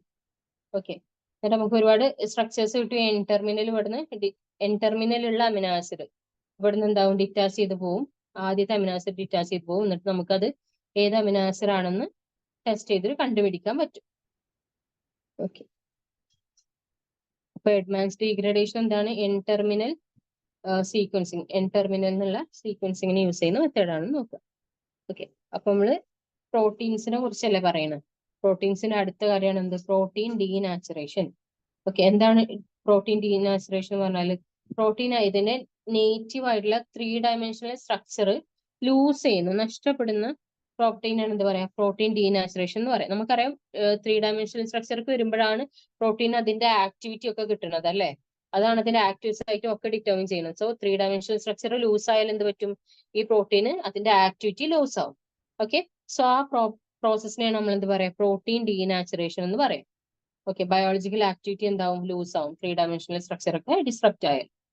Okay, this disruption can occur due to various factors leading to unfolding or alteration of the protein's secondary, tertiary and quaternary structures. Primary structure unaffected ആയിരിക്കും, അത് അതേപോലെ തന്നെ ഉണ്ടാവും. പക്ഷെ അതുകൊണ്ട് കാര്യമില്ലല്ലോ. നമുക്ക് ആ പ്രോട്ടീൻ ഒരു ആക്ടിവിറ്റി കൊടുക്കുന്നത് ഏതാണ്? ഹയർ സ്ട്രക്ചേഴ്സ് ആണ്, ഹയർ ഓർഡർ സ്ട്രക്ചേഴ്സ് ആണ്. അതൊക്കെ ഡിസ്ട്രപ്റ്റഡ് ആവുന്ന പ്രോസസ്സിനെയാണ് നമ്മൾ എന്ത് പറയാ? പ്രോട്ടീൻ ഡീനാച്ചുറേഷൻ എന്ന് പറയാം. ഓക്കെ, എന്തൊക്കെയാണ് അതിന്റെ ഒരുപാട് റീസൺസ് ഉണ്ട്. ഒന്നാണ്, ഒരു ഫാക്ടറാണ് ഹീറ്റ്. ഓക്കെ, ഹീറ്റ് എന്ത് ചെയ്യും? ഹൈഡ്രജൻ ബോണ്ട്, വാണ്ടർവാൾസ് ഫോഴ്സ് പോലുള്ള ഈ സെക്കൻഡറി, ടേർഷറി, സെക്കൻഡറി ക്വാട്ടർണറി സ്ട്രക്ചറിനൊക്കെ സ്റ്റെബിലൈസ് ചെയ്യുന്ന ഫോഴ്സസ് ഉണ്ടല്ലോ, ഇന്ററാക്ഷൻസ്, ഇതിനൊക്കെ എന്താവും? ഡിസ്ട്രപ്റ്റ് ചെയ്യും ഹീറ്റ്. അതുകൊണ്ട് തന്നെ ഇതിന്റെ ടേർഷറി ക്വാട്ടർണറി സ്ട്രക്ചർ ഒക്കെ അൺസ്റ്റേബിൾ ആവും, അത് ഡിസ്ട്രപ്റ്റഡ് ആവും. പ്രോട്ടീൻ എന്ത് ചെയ്യും? ഫോൾഡഡ് ആയിട്ടുള്ള പ്രോട്ടീൻ ചെയിന് അൺഫോൾഡഡ് ആവും. ഓക്കെ, ഹീറ്റ് കാരണമുള്ള ഡീനാച്ചുറേഷൻ നമ്മൾ എപ്പോഴും പറയുന്ന എക്സാമ്പിൾ ആണ് എന്ത്? കുക്കിംഗ് ആണ് എഗ് അല്ലെ. എഗിന്റെ കുക്കിംഗ്, എഗ് ഹീറ്റ് ചെയ്യുമ്പോൾ എന്താവും? It denaturates the egg white. Egg white ഒരു പ്രോട്ടീൻ ആണ്, അതിന്റെ പേരാണ് albumin. Okay, changing its texture from liquid to solid. പിന്നെ ആ സോളിഡിനെ തിരിച്ച് നമുക്ക് ലിക്വിഡ് ആക്കാൻ കഴിയുമോ? ഇല്ല. ഓക്കെ, സോ ഇതൊരു ഹീറ്റ് ഇൻഡ്യൂസ്ഡ് ഡീനാച്ചുറേഷൻ ആണ് ഇത് കുക്കിംഗ് ഓഫ് എഗ് എന്ന് പറയുന്നത്. Okay, next pH change. Proteins have optimal pH ranges where they are stable and functional. ഒരു പ്രോട്ടീൻ, ഓരോ പ്രോട്ടീനും ഉണ്ട്, അവർ സ്റ്റേബിൾ ആൻഡ് ഫങ്ഷണൽ ആയിരിക്കണം. ഒരു pH റേഞ്ച് ഉണ്ടാവും. അതിന്റെ pH ആ റേഞ്ചിനെക്കാളും കുറയോ കൂടുതലോ ചെയ്താൽ എന്താണ്? ഇതിലെ ഇത്തരത്തിലുള്ള അയോണിക് ഇന്ററാക്ഷൻസിനൊക്കെ എന്താവും? ഡിസ്ട്രപ്റ്റ് ചെയ്യും. അതുകൊണ്ട് തന്നെ പ്രോട്ടീന്റെ സ്ട്രക്ചർ ലൂസ് ചെയ്യും, അൺസ്റ്റേബിൾ ആവും. അപ്പൊ pH എന്താണ്? ഡീനാച്ചുറേഷൻ കോസ് ചെയ്യുന്ന ഒരു ഫാക്ടറാണ്. അതിന് എക്സാമ്പിൾ ആണ് acidic or basic conditions can denature proteins. ഏതൊക്കെ? പെപ്സിൻ. എക്സാമ്പിൾ പെപ്സിൻ ഒരു ഡൈജസ്റ്റീവ് എൻസൈം ആണ്. നമ്മുടെ സ്റ്റൊമക്കിൽ നമുക്കറിയാം അസിഡിക് pH ആണുള്ളത് അല്ലെ. സ്റ്റൊമക്കിൽ അസിഡിക് pH ആണുള്ളത്. പക്ഷെ ഈ പെപ്സിൻ അസിഡിക് pHൽ വർക്ക് ചെയ്യും. പക്ഷെ എന്താണ്? ഹയർ ആൽക്കലൈൻ pH പോകും തോറും, ഹയർ pH ആകുമ്പോൾ എന്താവും? പെപ്സിന് ഡീനാച്ചുറേഷൻ സംഭവിക്കും. ഓക്കെ, സോ pHും ഒരു ഫാക്ടർ ആണെന്ന് മനസ്സിലാക്കുക. നെക്സ്റ്റ് കെമിക്കൽ ഏജൻസ് ഏതൊക്കെ? യൂറിയ, ഗുവാനഡിൻ ഹൈഡ്രോക്ലോറൈഡ് പോലുള്ള കെമിക്കൽ ഏജൻസ്, ഇതിനൊക്കെ കാവോട്രോപിക് ഏജൻസ് എന്നാണ് വിളിക്കുക. അതുപോലെ തന്നെ എന്താ ഡിറ്റർജൻസ് ഒക്കെ എന്ത് ചെയ്യും? It disturbs the hydrophobic interactions. Detergent എപ്പോഴും ചെയ്യണം അതല്ലേ, നമ്മളൊരു മോളിക്യൂളിന്റെ ഹൈഡ്രോഫോബിക് ഇന്ററാക്ഷനെ ഡിസ്റ്റർബ് ചെയ്തിട്ട് ഹൈഡ്രോഫിലിക് ആക്കി മാറ്റുകയാണ് ചെയ്യുക ആര്? ഡിറ്റർജന്റ്. അപ്പൊ ഇതൊക്കെ നമ്മൾ ഈ ഒരു കോമ്പൗണ്ടിന് നമ്മൾ പറഞ്ഞ ടെർഷ്യറി സ്ട്രക്ചറിനെ സ്റ്റെബിലൈസ് ചെയ്യുന്ന ഒരു ഇമ്പോർട്ടന്റ് ഇന്ററാക്ഷൻ ആണ് ഹൈഡ്രോഫോബിക് ഇന്ററാക്ഷൻ. സോ ഇങ്ങനത്തെ കോമ്പൗണ്ട്സ് കെമിക്കൽസ് ഒക്കെ ആഡ് ചെയ്താൽ എന്താവും? ഈ ടെർഷ്യറി സ്ട്രക്ചറിലെ ഹൈഡ്രോഫോബിക് ഇന്ററാക്ഷൻ ഡിസ്ട്രപ്റ്റ് ആയിട്ട് ടെർഷ്യറി സ്ട്രക്ചർ ലൂസ് ആവും. ഓക്കെ, എക്സാമ്പിൾ എന്താണ്? Urea is commonly use to denatural proteins in biochemical and biotechnological applications. എവിടെയെങ്കിലും നമുക്ക് പ്രോട്ടീൻ ഡീനാച്ചുറേഷൻ നടത്തണമെങ്കിൽ എന്താണ്? യൂറിയ ഇൻട്രൊഡ്യൂസ് ചെയ്ത് കൊടുത്താൽ യൂറിയൻ എന്താ വിളിക്കുക? കെയോട്രോപിക് ഏജന്റ് എന്നാണ് വിളിക്കുക. യൂറിയ, ഗുവാനഡിൻ ഹൈഡ്രോക്ലോറൈഡിനൊക്കെ. അടുത്ത ഫാക്ടറാണ് ഓർഗാനിക് സോൾവെന്റ്സ്. ഈ എഥനോള്, അസറ്റോണ് പോലുള്ള ഓർഗാനിക് സോൾവെന്റ്സിലൊക്കെ എന്താവും? ഹൈഡ്രോഫോബിക് ഇന്ററാക്ഷൻസിനെ ഡിസ്ട്രപ്റ്റ് ചെയ്യും. ഇപ്പൊ എല്ലാത്തിലും ഇതാണ് നടക്കുന്നത്. ഈ ഇന്ററാക്ഷൻ സ്റ്റെബിലൈസിങ് ഇന്ററാക്ഷൻസിനെ ഡിസ്ട്രപ്റ്റഡ് ആക്കുകയാണ് ഓരോ ഫാക്ടറും ചെയ്യണത്. അപ്പൊ എന്തായി? പ്രോട്ടീന്റെ ടെർഷ്യറി സ്ട്രക്ചർ ലൂസ് ആയി. ഒരു എക്സാമ്പിൾ ആണ് എന്ത്? എഥനോള് പ്രോട്ടീൻ ഡീനാച്ചുറേഷനെ ഹെൽപ്പ് ചെയ്യണം. നമ്മളിവിടെ പറഞ്ഞത് എന്താ? എഥനോൾ, അസറ്റോൺ പോലുള്ള solvents. Okay, next mechanical agitation. ഒരു പ്രോട്ടീൻ നമ്മളെടുത്ത് നന്നായിട്ട് മെക്കാനിക്കലി എന്താ പറയാ അജിറ്റേറ്റ് ചെയ്താൽ, നന്നായിട്ട് ഷെയ്ക്ക് ചെയ്താലൊക്കെ എന്തായി? പ്രോട്ടീൻ ഡീനാച്ചുറേഷൻ നടക്കും. കാരണം എന്താ? ഇലക്ട്രോസ്റ്റാറ്റിക് ഫോഴ്സസ് ഒക്കെ അതിനെ സ്റ്റെബിലൈസ് ചെയ്യുന്നുണ്ട്. അതൊക്കെ ന്യൂട്രലൈസ് ആയി പോകും അല്ലെ, നമ്മൾ മെക്കാനിക്കലി ഭയങ്കരമായിട്ട് സ്റ്റെർ ചെയ്യുമ്പോൾ. സോ അതിന് എക്സാമ്പിൾ ആണ് vigorous stirring or shaking can denature proteins in solutions. Okay, അപ്പോൾ അതും എന്താണ്? പ്രോട്ടീൻസിന് അൺഫോൾഡിങ് കോസ് ചെയ്യും, മെക്കാനിക്കൽ അജിറ്റേഷൻ. പിന്നെ heavy metals like mercury, lead, ഇതൊക്കെ എന്താണ്? ഈ അമിനോ ആസിഡ്സിന്റെ പ്രോട്ടീനിലെ അമിനോ ആസിഡ് റെസിഡ്യൂനായിട്ട് ബൈൻഡ് ചെയ്യും. അപ്പോഴും എന്താ ഉണ്ടാവുന്നത്? ഇതിന്റെ സ്ട്രക്ചറിനെ ഡിസ്ട്രപ്റ്റ് ചെയ്യും. ഓക്കെ, അതിന് എക്സാമ്പിൾ എന്താണ്? Mercury poisoning can affect protein function by denaturing enzymes and other proteins critical for cellular process. Mercury poisoning എന്താ? നല്ലൊരു ഡേഞ്ചറസ് ആയ പോയിസണിങ് ആണ് അല്ലെ. അപ്പൊ അവിടെ എന്താ നടക്കുന്നത്? നമ്മള് എൻസൈംസിനൊക്കെ മെർക്യൂറി എന്ത് ചെയ്യാണ്? എഫക്ട് ചെയ്യാണ്. പ്രോട്ടീൻ ഫംഗ്ഷൻ, എൻസൈം ഫംഗ്ഷൻ ഒക്കെ എഫക്ട് ചെയ്യാണ്. ഓക്കെ,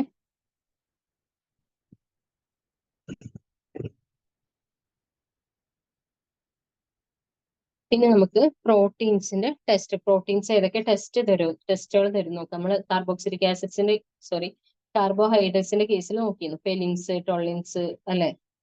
അതേപോലെ പ്രോട്ടീൻസ് ഏതൊക്കെ ടെസ്റ്റ് ചെയ്ത് നോക്കാം. ആദ്യത്തേതാണ് ബൈയൂറെക് ടെസ്റ്റ്. ഓക്കെ, എന്തിനാണ്? To detect the presence of peptide bonds in proteins. പ്രോട്ടീൻസിൽ CONH ബോണ്ട് ഉണ്ട്. സോ CONH ബോണ്ടിനെ ഐഡന്റിഫൈ ചെയ്യാൻ ഹെൽപ്പ് ചെയ്യുന്ന ടെസ്റ്റ് ആണ് ഏത്? Biuret test. ഏതാണ് നമ്മൾ യൂസ് ചെയ്യുന്നത്? Dilute copper sulphate solution in alkaline condition. Okay, copper sulphate in presence of NaOH, അതാണ് നമ്മൾ എന്ത് യൂസ് ചെയ്യുക? ബൈയൂറെക് ടെസ്റ്റിൽ യൂസ് ചെയ്യുക. എന്താ നമുക്ക് കിട്ടുന്ന ഒബ്സർവേഷൻ എന്ന് പറഞ്ഞാൽ a violet coloured complex that indicates the presence of peptide bond. Okay, peptide bond ഉണ്ടെങ്കിൽ അല്ലെങ്കിൽ ഒരു പ്രോട്ടീൻ ഉണ്ടെങ്കിൽ എന്താണ്? നമുക്കൊരു വയലറ്റ് കളേർഡ് കോംപ്ലക്സ് കിട്ടും. ഏതാണ് നമ്മൾ യൂസ് ചെയ്യുന്ന reagent? Dilute CuSO4 in presence of NaOH. Okay, ഇത് ക്വാളിറ്റേറ്റീവ് അല്ലെങ്കിൽ സെമി ക്വാണ്ടിറ്റേറ്റീവ് ഡിറ്റർമിനേഷൻ ആണ് ഹെൽപ്പ് ചെയ്യണത്. കംപ്ലീറ്റ്ലി ക്വാണ്ടിറ്റേറ്റീവ് ആയിട്ട് ബൈയൂറെക് ടെസ്റ്റ് യൂസ് ചെയ്യാൻ പറ്റില്ല. ഓക്കെ, നെക്സ്റ്റ് ആണ് നിൻഹൈഡ്രിൻ ടെസ്റ്റ്. നിൻഹൈഡ്രിൻ എന്താ ചെയ്യുക? അമിനോ ആസിഡ്സിൽ NH2 ഗ്രൂപ്പ് ഉണ്ടാവും അല്ലെ. ഈ NH2 ഗ്രൂപ്പിനായിട്ട് റിയാക്ട് ചെയ്തിട്ട് പർപ്പിൾ അല്ലെങ്കിൽ ബ്ലൂ കളർ തരും. ഓക്കെ, അതുകൊണ്ട് തന്നെ ഈ NH2 ഗ്രൂപ്പ് ഫ്രീ ആയി നിൽക്കുന്ന അമിനോ ആസിഡ്സ് നമുക്ക് എന്ത് വെച്ച് കണ്ടുപിടിക്കാൻ പറ്റും? നിൻഹൈഡ്രിൻ ടെസ്റ്റ് വെച്ച് കണ്ടുപിടിക്കാൻ പറ്റും. Okay, amino acids for proteins are treated with ninhydrin reagent and heated. Positive result എന്താണ്? By the appearance of a purple blue colour. നമ്മൾ നേരത്തെ പറഞ്ഞല്ലോ. This is used to detect free amino groups in amino acids and peptides. ഒരു amino acid അല്ലെങ്കിൽ പെപ്റ്റൈഡിൽ free NH2 group ഉണ്ടെങ്കിൽ അതിനെ detect ചെയ്യാനാണ് എന്ത് യൂസ് ചെയ്യുക? നിൻഹൈഡ്രിൻ ടെസ്റ്റ് യൂസ് ചെയ്യുക. നെക്സ്റ്റ് ആണ് സാന്തോപ്രോട്ടിക് ടെസ്റ്റ്. സാന്തോപ്രോട്ടിക് ടെസ്റ്റ് എന്താണ്? അത് നമ്മൾ എല്ലാവരും അറിയാം. നമ്മൾ ലാബിലൊക്കെ കോൺസെൻട്രേറ്റഡ് HNO3 ഒക്കെ നമ്മളെ കയ്യിലാവുമ്പോൾ ഒരു യെല്ലോ കളർ വരില്ല. അപ്പൊ നമ്മളത് പറയാതെ സാന്തോ പ്രോട്ടീൻ ആണെന്ന് പറയും അല്ലെ. സോ സാന്തോ പ്രോട്ടീൻ ടെസ്റ്റ് അത് തന്നെയാണ്. അത് എന്ത് ഡിറ്റക്ട് ചെയ്യാനാണ്? സ്പെസിഫിക്കലി അരോമാറ്റിക് അമിനോ ആസിഡ്സിന്റെ പ്രസൻസ് ഡിറ്റക്ട് ചെയ്യാൻ വേണ്ടിയിട്ട് ഹെൽപ്പ് ചെയ്യുന്ന ടെസ്റ്റ് ആണ്. അപ്പൊ അതിൽ ഏതൊക്കെ എക്സാമ്പിൾസ്? ടൈറോസിൻ, ഫിനൈൽ അലൈനിൻ ഒക്കെ അതിന് എക്സാമ്പിൾസ് ആണ്. ഓക്കെ, എന്താ ഇത് ഡിറ്റക്ട് ചെയ്യണത്? അരോമാറ്റിക് അമിനോ ആസിഡ്സിന്റെ പ്രസൻസ്. അപ്പൊ എന്താ ചെയ്യണം? പ്രോട്ടീൻ നമ്മൾ എന്ത് ചെയ്യും? കോൺസെൻട്രേറ്റഡ് HNO3 അതിലെ റിയേജന്റ് വെച്ച് ട്രീറ്റ് ചെയ്യുമ്പോൾ നമുക്ക് എന്ത് കിട്ടും? ഒരു യെല്ലോ കളർ കിട്ടും. Yellow colour indicates presence of aromatic amino acids. Okay, ഇത് ക്വാളിറ്റേറ്റീവ് ആണ്, ക്വാണ്ടിറ്റേറ്റീവ് ആണ് കേട്ടോ. സാന്തോപ്രോട്ടിക് ടെസ്റ്റ് എന്തിനെ ഹെൽപ്പ് ചെയ്യും? Quantification of aromatic amino acids in പ്രോട്ടീൻസിന് ഹെൽപ്പ് ചെയ്യും. ഓക്കെ, ഞാൻ അടുത്തതാണ് മിലൻസ് ടെസ്റ്റ്. മിലൻസ് ടെസ്റ്റ് എന്താണ്? മിലൻസ് റിയേജന്റ് ഉണ്ട്. എന്താണ് മിലൻസ് റിയേജന്റ്? എന്താണ്? Solution of mercuric nitrate in nitric acid. അത് ഫിനോളിക് ഗ്രൂപ്പ്സിനായിട്ട് റിയാക്ട് ചെയ്തിട്ട് നമുക്ക് എന്ത് തരും? ഒരു റെഡ് പ്രസിപ്പിറ്റേറ്റ് തരും. ഓക്കെ, അപ്പൊ ഇത് ഫിനോളിക് എന്ന് പറയുമ്പോൾ നമുക്ക് ഏത് അമിനോ ആസിഡ് ആയിരിക്കും? അരോമാറ്റിക് അമിനോ ആസിഡ്സിന്റെ പ്രസൻസ് ഡിറ്റക്ട് ചെയ്യാനായിരിക്കും നമ്മൾ ഇവിടെ യൂസ് ചെയ്യുന്ന. സ്പെസിഫിക്കലി തൈറോസിൻ റെസിഡ്യൂ ഉണ്ടോ നമ്മൾ ആ പ്രോട്ടീനിൽ എന്ന് അറിയാൻ വേണ്ടിയിട്ടാണ്. ഓക്കെ, നോക്കുക. അപ്പോൾ മിലൻസ് ടെസ്റ്റിലെ റിയേജന്റ് എന്നാണ് mercuric nitrate in presence of HNO3. അത് ഫിനോളിക് ഗ്രൂപ്പിനായിട്ടാണ് റിയാക്ട് ചെയ്യുക, എന്നിട്ട് നമുക്കൊരു റെഡ് കളർ പ്രസിപ്പിറ്റേറ്റ് തരും. സോ പ്രൊസീജിയർ എന്താണ്? Proteins are treated with Milan's reagent. A precipitate indicates the presence of tyrosine residue. Okay. Tyrosine residue ഉള്ള പ്രോട്ടീൻസിനെ identify ചെയ്യാനാണ് ആര് യൂസ് ചെയ്യുന്നത്? മിലൻസ് ടെസ്റ്റ് യൂസ് ചെയ്യുന്നത്.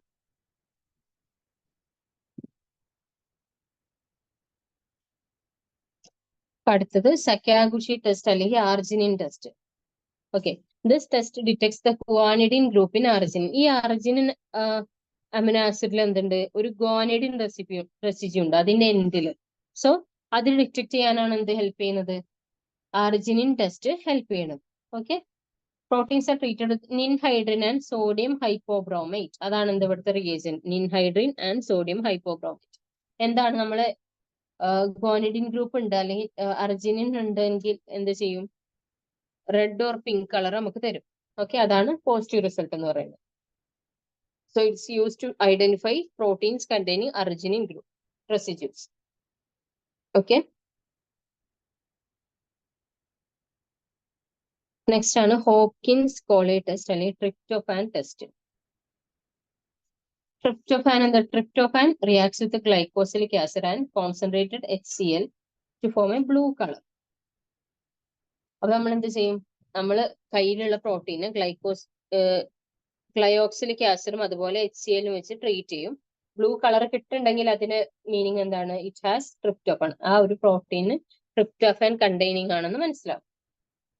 It's use to identify the proteins containing tryptophan residues. Okay, Hopkins reagent എന്താണ്? Glyoxylic ആസിഡും അതുപോലെ concentrated HCl. നമുക്ക് blue colour കിട്ടും. അത് എന്തിനോട് റിയാക്ട് ചെയ്തിട്ട്? ട്രിപ്റ്റോഫാനോട് റിയാക്ട് ചെയ്തിട്ട്. സോ ട്രിപ്റ്റോഫാൻ കണ്ടെയ്നിങ് പ്രോട്ടീൻസിനെ കണ്ടുപിടിക്കാൻ, ഐഡന്റിഫൈ ചെയ്യാനാണ് നമ്മൾ എന്ത് യൂസ് ചെയ്യുക? ട്രിപ്റ്റോഫാൻ ടെസ്റ്റ് യൂസ് ചെയ്യാം. ഓക്കെ, അപ്പൊ നമ്മൾ അമിനോ ആസിഡ്സ് ആൻഡ് പ്രോട്ടീൻസ് കഴിഞ്ഞു. ഇനി അടുത്ത ബയോമോളിക്യൂൾക്ക് കിടക്കുകയാണ് ഏത്? Nucleic acids. Okay, nucleic acids എല്ലാവർക്കും അറിയാം. ന്യൂക്ലിക് ആസിഡ്സ് എന്താണ്? They are naturally occurring chemical compounds that serve as primary information carrying molecules in cells. നമ്മളൊക്കെ ബോഡിയിലെ ഏറ്റവും എന്താ പറയാ സീക്രട്ട് എന്ന് പറയാൻ പറ്റില്ല, നമ്മുടെ എല്ലാ ഇൻഫർമേഷനും സ്റ്റോർ ചെയ്തിരിക്കുന്ന ആൾക്കാരാണ് എന്ത്? ന്യൂക്ലിക് ആസിഡ്സ് എന്ന് പറയുന്നത് അല്ലെ. They play an especially important role in directing protein synthesis. Nucleic ആസിഡിന്റെ കറക്റ്റ് ഇതെന്താ? അതിൽ ഓരോ കോഡ്സ് ഉണ്ട്. ആ കോഡ്സ് ഓരോ കോഡ് 3 ലെറ്റേഴ്സും എന്ത് ചെയ്യും? ഒരു അമിനോ ആസിഡിനെ കോഡ് ചെയ്യും. അങ്ങനെ ഓരോ അമിനോ ആസിഡ്സ് ചേർത്ത് പ്രോട്ടീൻ, നമ്മുടെ ബോഡിയിൽ ആവശ്യമായ പ്രോട്ടീൻ സിന്തസിസ് നടക്കും. ഓക്കെ, ഏതൊക്കെയാണ് 2 ഡിഫറെന്റ് ടൈപ്പ് ന്യൂക്ലിക് ആസിഡ്സ്? ഒന്ന് DNA, ഒന്ന് RNA. ഡിയോക്സി റൈബോ ന്യൂക്ലിക് ആസിഡും പിന്നെന്താണ്? റൈബോ ന്യൂക്ലിക് ആസിഡും. ഇതാണ് RNA. ഓക്കെ, ഇതാണ് എന്ത്? Deoxyribo sugar. RNA sugar ആണ് ribose sugar and DNA sugar ആണ് ഡിയോക്സി റൈബോസ്. എന്തുകൊണ്ട് ഡിയോക്സി റൈബോസ് എന്ന് പറയുന്നത്? റൈബോസിലെ OH ഉള്ള ഭാഗത്ത് ഡിയോക്സി റൈബോസിൽ HA ഉള്ളൂ. ഒരു ഓക്സിജൻ ഇല്ല, ഒരു ഓക്സിജൻ കുറവാണ്. ഓക്കെ, സോ ഡി എൻ എയിൽ ഡിയോക്സി റൈബോസ് ഷുഗർ ആണ്, ആർ എൻ എയിലോ റൈബോസ് ഷുഗർ ആണ്.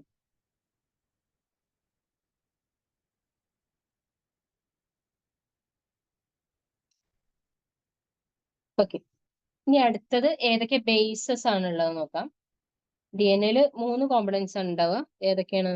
ഒരു ഷുഗർ, ഒരു ബേസ്, പിന്നെ ഒരു ഫോസ്ഫേറ്റ് യൂണിറ്റ്. ഇതൊക്കെയാണ് നമ്മൾ എന്തുണ്ടാവുക, നമ്മളെ ന്യൂക്ലിയോടൈഡ് ഉണ്ടാവുക. ഓക്കെ, സോ അതിൽ ഷുഗർ നമ്മൾ നോക്കി, ഡി എൻ എയിൽ ഡിയോക്സി റൈബോസ് ആണ്, ആർ എൻ എയിൽ റൈബോസ് ആണ്. ഇനി ഇതിൽ ഏതൊക്കെ ബേസസ് ഉണ്ടെന്ന് നോക്കാം. ബേസസ് 4 ഉള്ളത്. Adenine, guanine, thymine, cytosine, uracil 5. Okay, ഇതില് അഡെനിനും ഗുവാനിനും എന്താണ്? പ്യൂരിൻസ് ആണ്.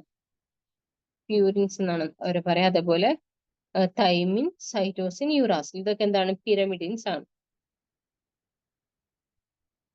ഓക്കെ, അപ്പൊ ആരൊക്കെയാണ് പ്യൂരിൻസ്? അഡെനിനും ഗുവാനിനും പ്യൂരിൻ ആണ്. അതുപോലെ തൈമിൻ, സൈറ്റോസിൻ, യുറാസിൽ ഇത് 3 പിരമിഡിനാണ്. ഡി എൻ എയിൽ ആരൊക്കെ കാണാം? ഡി എൻ എയിൽ അഡെനിൻ, തൈമിൻ, ഗുവാനിൻ, സൈറ്റോസിൻ ഇവരാണ് ആരിൽ കാണാം? ഡി എൻ എയിൽ കാണാം. യുറാസിൽ ഡി എൻ എയിൽ ഉണ്ടാവില്ല, ആർ എൻ എയിൽ മാത്രമേ ഉണ്ടാവുള്ളൂ. ഓക്കെ, നമ്മൾ പറഞ്ഞ് നമ്മുടെ അടുത്ത് എന്തൊക്കെയുണ്ട്? ഒരു നൈട്രജനസ് ബേസ് ആയി ഏതൊക്കെ? Adenine, thymine, guanine, cytosine, uracil 5 nitrogen space ഉണ്ട്. പിന്നെ പെൻഡോ ഷുഗർ ഏതൊക്കെ? ഒന്നെങ്കിൽ റൈബോസ് അല്ലെങ്കിൽ ഡിയോക്സി റൈബോസ്. ഇത് രണ്ടും കൂടി ചേർന്നതിനെയാണ് നമ്മൾ എന്ത് പറയാ? ന്യൂക്ലിയോസൈഡ് എന്ന് പറയാം. Okay, nitrogenous base plus pentose sugar നമ്മൾ എന്ത് പറയും? ന്യൂക്ലിയോസൈഡ് എന്ന് പറയും. നൈട്രജനസ് ബേസ് പ്ലസ് ഷുഗർ ഇതിനെ നമ്മൾ എന്ത് പറയും? ന്യൂക്ലിയോസൈഡ്. ഓക്കെ, ഇനി ഇതിലേക്ക് ഫോസ്ഫേറ്റും കൂടെ വരികയാണ്. ന്യൂക്ലിയോസൈഡ് പ്ലസ് ഫോസ്ഫേറ്റ് ഇതിനെ നമ്മൾ എന്ത് പറയും? ന്യൂക്ലിയോടൈഡ്.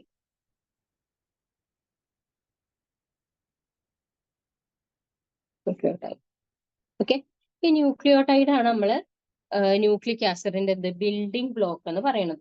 അപ്പൊ ഈ ന്യൂക്ലിയോടൈഡ്സ് ഇങ്ങനെ അറേഞ്ച് ചെയ്താണ് ഡി എൻ എയും ആർ എൻ എയും ഒക്കെ ഉണ്ടാവുന്നത്.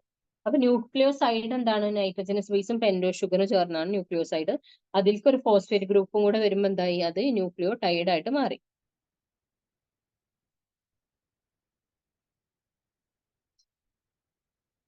ഓക്കെ, ഇവിടെ നോക്കാം. സപ്പോസ് നമ്മളെടുത്ത നൈട്രജനസ് ബേസ് ഏതാണ്? അഡിനിൻ ആണെന്ന് വിചാരിക്കുക. ഓക്കെ, ഷുഗർ എന്താണ്? ഡിയോക്സി റൈബോസ് ആണ്. അപ്പൊ adenine plus deoxy ribose sugar നമ്മൾ എന്ത് പറയും? ഡിയോക്സി അഡിനോസിൻ എന്ന് പറയും. ഓക്കെ, ഇതാണ് എന്ത്? ന്യൂക്ലിയോസൈഡ്. ഓക്കെ, ന്യൂക്ലിയോസൈഡ് നോക്കുക, ബേസ് പ്ലസ് ഷുഗർ.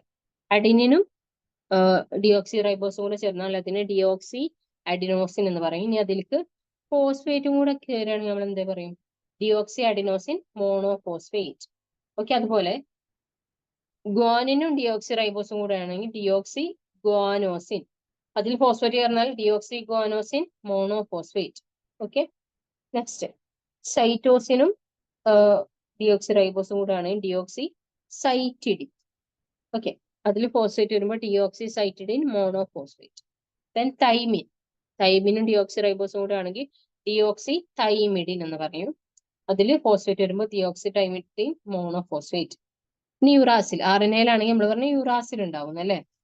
ഓക്കെ, ഷുഗറും ആർ എൻ എയിൽ ഷുഗർ ഏതാ? റൈബോസ് ഷുഗർ ആണ്. സോ റൈബോസും യുറാസിലും കൂടെ ചേർന്നാൽ നമ്മൾ അതിനെന്ത് പറയും? യുറീഡീൻ എന്ന് പറയും. യുറീഡീൻ. യുറീൻ ആകെ ആർ എൻ എയിൽ മാത്രമേ കാണുള്ളൂ, ഡി എൻ എയിൽ കാണൂല. ഓക്കെ, യുറിഡിൻ ഫോസ്ഫേറ്റിനോട് ചേർന്ന് നമുക്ക് എന്ത് കിട്ടും? യുറിഡിൻ മോണോഫോസ്ഫേറ്റ് കിട്ടും.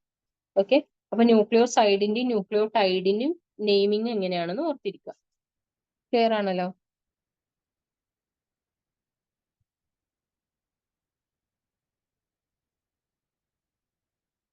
അടുത്ത് നമുക്ക് എന്ത് കിട്ടി? ന്യൂക്ലിയോടൈഡ്സ് കിട്ടി അല്ലേ? ന്യൂക്ലിയോടൈഡ്സ് കിട്ടി. ഇതിൽ എന്തൊക്കെയുണ്ട്? ഒരു നൈട്രജൻ സ്പേസ് ഉണ്ട്, ഒരു ഷുഗർ ഉണ്ട്, ഒരു ഫോസ്ഫേറ്റ് ഉണ്ട്. ഓക്കെ, ഈ ന്യൂക്ലിയോടൈഡ് എന്ന് പറഞ്ഞാൽ നമ്മൾ പറഞ്ഞ ഒരു ബിൽഡിംഗ് ബ്ലോക്ക് പോലെയാണ്. ഇതിങ്ങനെ അറേഞ്ച് ചെയ്താണ് എന്തുണ്ടാവുക? നമ്മളുടെ ന്യൂക്ലിക് ആസിഡ് ആയ ഡി എൻ എയും ആർ എൻ എയും ഒക്കെ ഉണ്ടാവും. ഓക്കെ, നമ്മൾ നോക്കേണ്ട ഒരു ഇമ്പോർട്ടന്റ് റൂൾ ആണ് ഇത്, charge of rule. Okay, charge of rule എന്താ പറയണേ? DNA from any cell of all organisms should have 1:1 ratio of pyrimidines and purines. എന്നുവെച്ചാൽ pyrimidines is to purines എന്തായിരിക്കണം? 1:1 ആയിരിക്കണം. ഓക്കെ, pyrimidines ഏതൊക്കെയാണ് പ്യൂരിൻസ്? നമ്മൾ ഏതൊക്കെ പറഞ്ഞ? അഡിനിൻ, ഗ്വാനിൻ, അതല്ലേ പ്യൂരിൻസ് പറഞ്ഞ. അതേപോലെ പിരമിഡിനോ? Thymine, cytosine, uracil. ഓക്കെ, നമുക്ക് ഒന്നുകൂടെ നോക്കാം. പ്യൂരിൻസ് ഏതൊക്കെ? അഡിനിൻ, ഗ്വാനിൻ, അതേപോലെ പിരമിഡിൻസ്, തൈമിൻ, സൈറ്റോസിൻ, യൂറാസിൻ.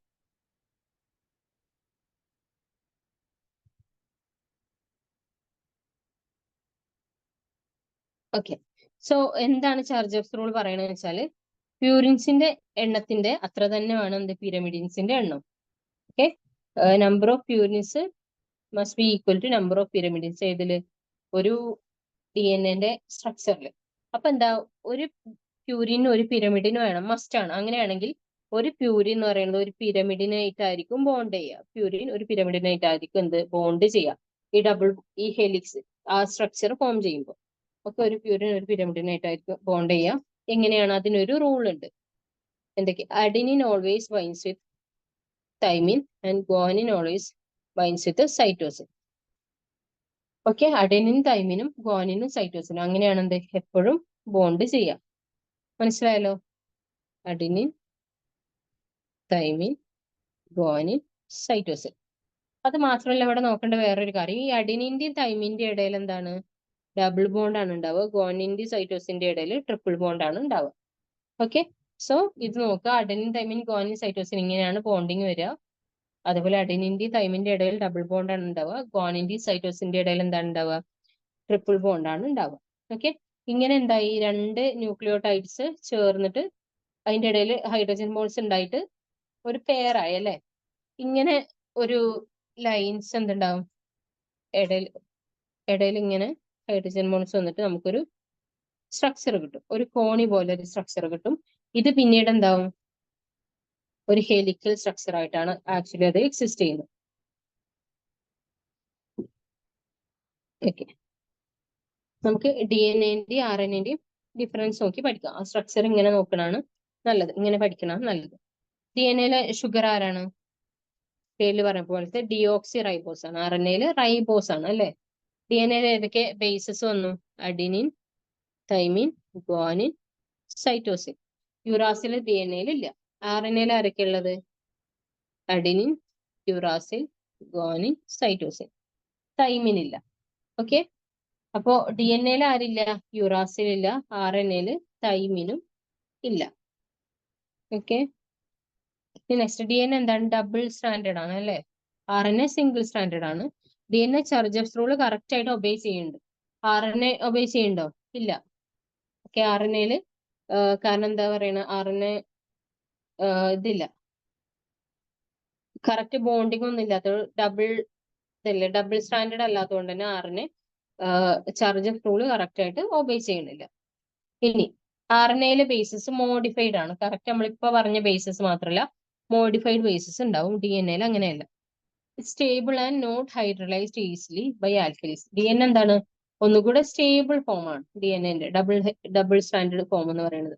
RNA അങ്ങനെയല്ല, കുറച്ചും കൂടെ എക്സ്പോസ്ഡ് ആയതുകൊണ്ട് തന്നെ it's unstable and hydrolysed easily by alkalis. Okay, RNA എന്താണ്? അൺസ്റ്റേബിൾ ആണ്. ആൽക്കലി വെച്ചിട്ട് ഈസിലി ഹൈഡ്രലൈസ് ചെയ്യാൻ പറ്റും. Okay, next DNA content is constant in all the cells except during cell division. DNA എന്ന് പറഞ്ഞാൽ ഓരോ സെല്ലിലും എന്താണ്? കോൺസ്റ്റന്റ് ആയിരിക്കും നമ്പർ ഓഫ് DNA എന്ന് പറയുന്നത്. RNA-ന്റെ കേസിൽ അങ്ങനെയല്ല, അത് ഓരോ സെല്ലിന്റെ ടൈപ്പിനനുസരിച്ച് എന്താ മാറിക്കൊണ്ടിരിക്കും. Okay, the life time of DNA is comparatively high. RNA എന്താണ്? ഷോർട്ട് ലിവ്ഡ് ആണ്. നമ്മൾ പറഞ്ഞ RNA ലെസ് സ്റ്റേബിൾ ആണെന്ന് പറഞ്ഞു അല്ലെ. No natural DNA is catalytic. DNA ഒരിക്കലും കാറ്റലിസ്റ്റ് ആയിട്ട് വർക്ക് ചെയ്യില്ല, മറിച്ച് RNA എന്താണ്? കാറ്റലിസ്റ്റ് ആയിട്ട് വർക്ക് ചെയ്യും. Okay, RNA is catalytic. Then DNA is present in the nucleus, mitochondria and chloroplast. RNA എവിടെയാണ്? Nucleus, mitochondria, nucleons, ribosomes, systole, ഈ cytosol, ഇതിലൊക്കെ RNA പ്രസന്റ് ആണ്. ഓക്കെ, അപ്പൊ ഡിഫറൻസ് നോക്കുക. RNA സ്ട്രക്ചർ ഇനി വേറെ പഠിക്കേണ്ട ആവശ്യമില്ല, ഇതിൽ നിന്ന് തന്നെ RNA-ന്റെ സ്ട്രക്ചർ മനസ്സിലായിട്ടുണ്ടാവും.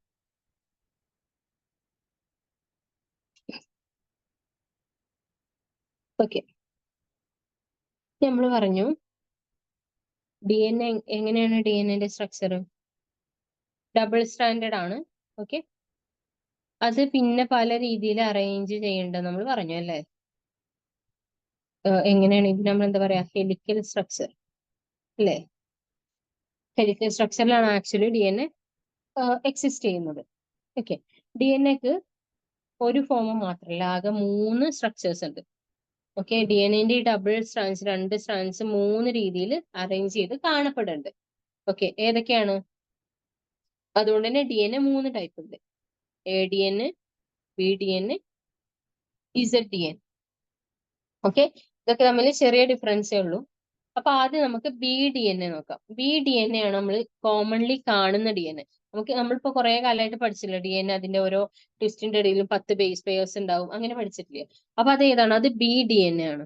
ഓക്കെ, BDN എന്താ? BDNA is the most common form of DNA found under physiological conditions.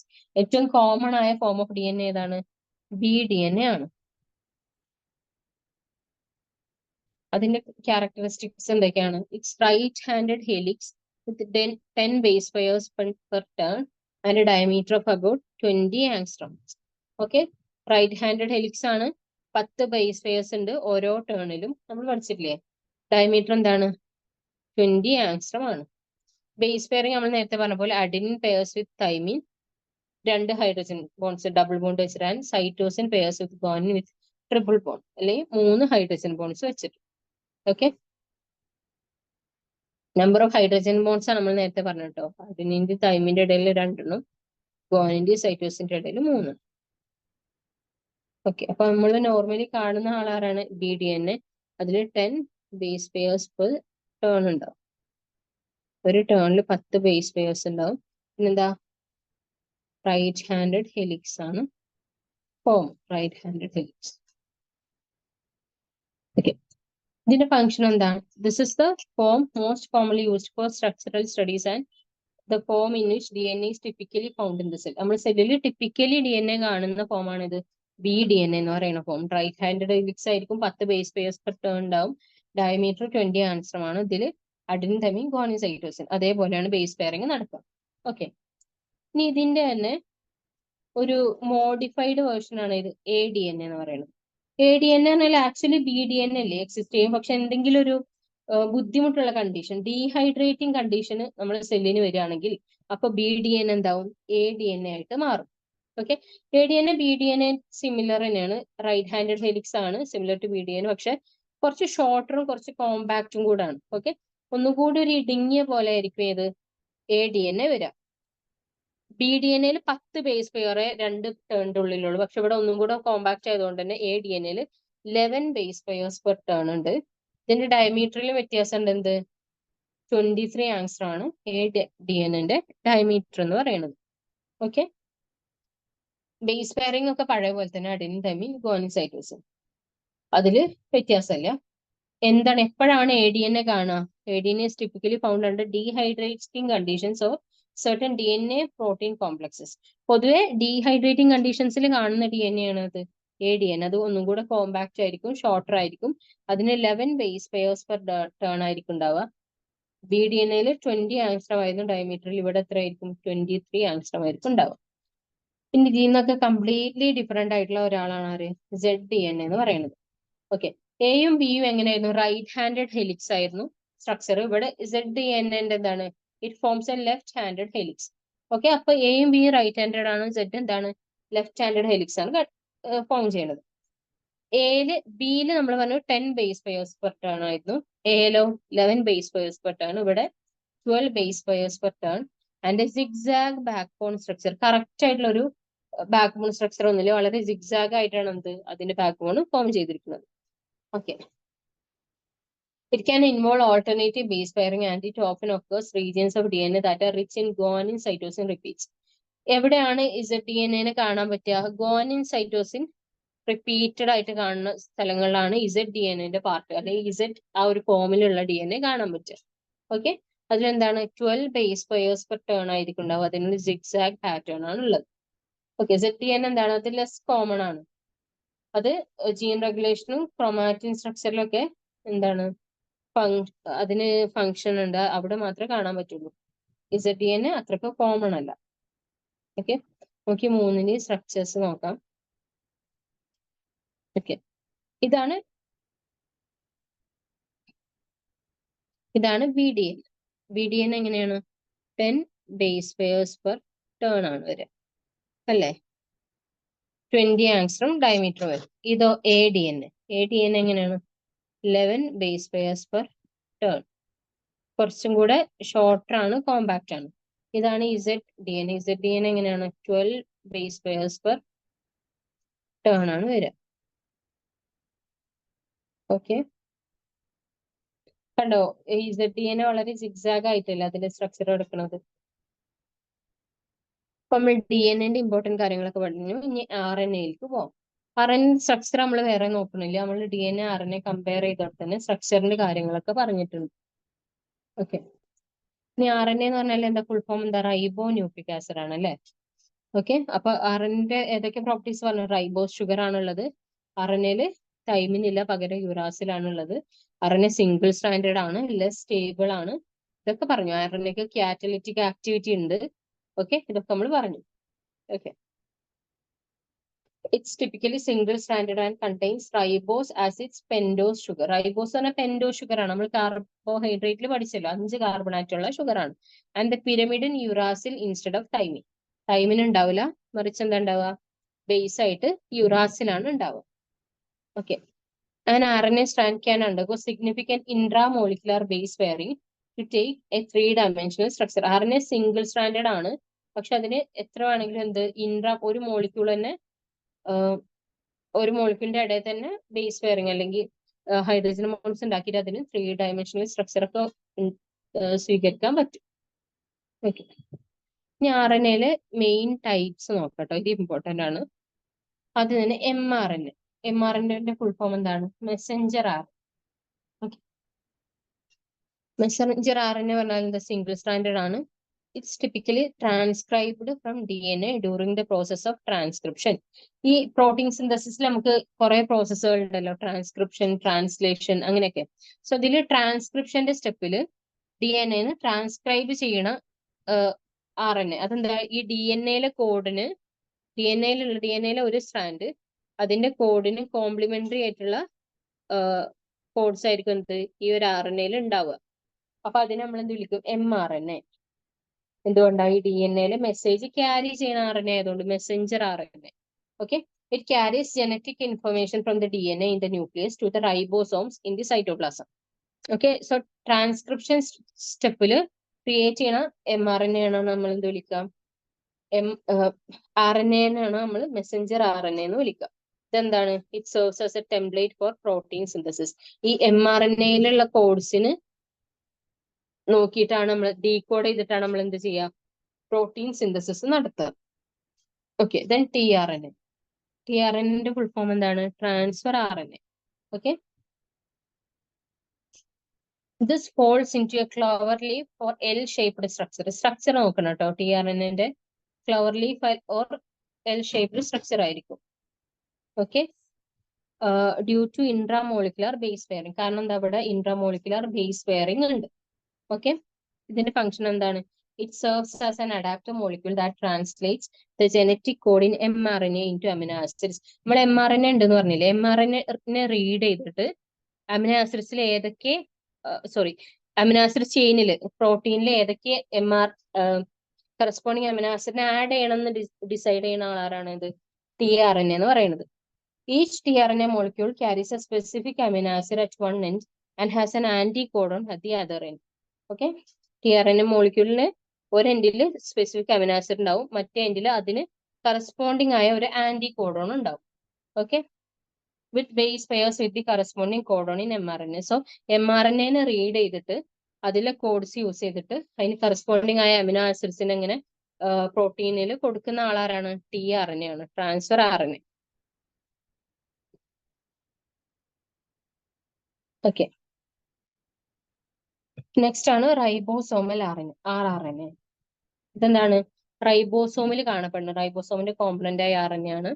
Okay, which are cellular organise responsible for protein synthesis.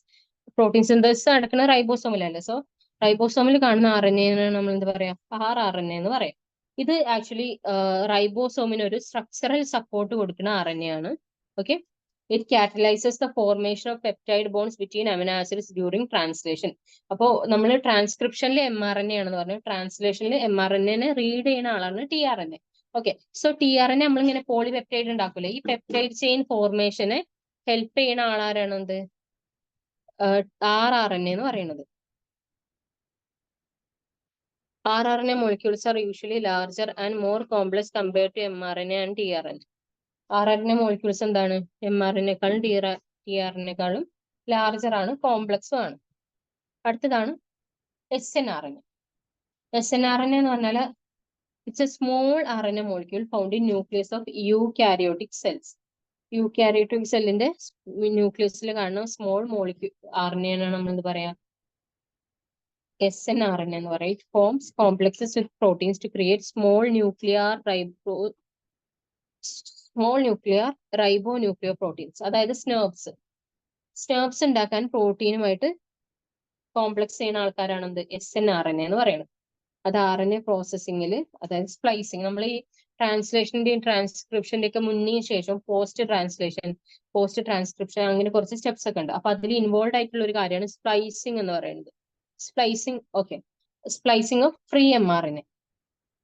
Okay, ഈ ഫ്രീ mRNA സ്പ്ലൈസ് ചെയ്യണതിന് ഹെൽപ്പ് ചെയ്യണത് ആരാണ്, സ്നേർബ്സ് ആണ്. ഈ സ്നേർബ്സിന് ഫോം ചെയ്യാൻ വേണ്ടിയിട്ട് കോംപ്ലക്സ് ചെയ്യുന്ന ആളാരാണത്, snRNA എന്ന് പറയുന്നത്. ഓക്കെ, ജസ്റ്റ് ഓർത്തിരുന്നാൽ മതി. ആദ്യത്തെ മൂന്നെണ്ണമാണ് ഏറ്റവും ഇമ്പോർട്ടന്റ് ആയിട്ടുള്ളത്, ഈ രണ്ടിനും അത്രത്തോളം ഇമ്പോർട്ടന്റ് അല്ല. Next micro RNA and small interfering RNA, siRNA, miRNA. ഇതെന്താണ്, ടിപ്പിക്കലി 21 to 25 ന്യൂക്ലിയോടൈഡ്സ് ഉള്ള RNA മോളിക്യൂളിനെയാണ് പറയാം. They are involve in post transcriptional gene regulation. നമ്മൾ പറഞ്ഞു നേരത്തെ, സ്നേർബ്സ് എന്താണ്, പോസ്റ്റ് ട്രാൻസ്ലേഷൻ അല്ലെ, ഫ്രീ mRNA മോളിക്യൂൾസിന്റെ സ്പ്ലൈസിങ്ങിന് ഹെൽപ്പ് ചെയ്യുന്ന ആൾക്കാരാണ് ഏത്, സ്നേർബ്സ് ഉണ്ടാവാൻ വേണ്ടിയിട്ട് കോംപ്ലക്സ് ചെയ്യുന്ന ആൾക്കാരാണ് snRNA എന്ന് പറയുന്നത്. അതേപോലെ ഒരു സ്റ്റെപ്പാണ് പോസ്റ്റ് ട്രാൻസ്ക്രിപ്ഷണൽ ജീൻ റെഗുലേഷൻ എന്ന് പറയുന്നത്. അതിൽ ഹെൽപ്പ് ചെയ്യുന്ന ആൾക്കാരാണ് miRNAയും siRNAയും ഒക്കെ. ജസ്റ്റ് ഇതൊക്കെ ഏത് സ്റ്റെപ്പിലാണ് ഹെൽപ്പ് ചെയ്യണമെന്ന് ആലോചിച്ചാൽ മതി, ഓർത്തിരുന്നാൽ മതി കേട്ടോ. ഏറ്റവും ആദ്യം നമ്മൾ ആദ്യം പറഞ്ഞ mRNA, tRNA, അതുപോലെ rRNA, ഇത് മൂന്നും ഡീറ്റെയിൽഡ് ആയിട്ട് തന്നെ അറിഞ്ഞിരിക്കും. പിന്നെ നെക്സ്റ്റ് ഫാറ്റ്സ്.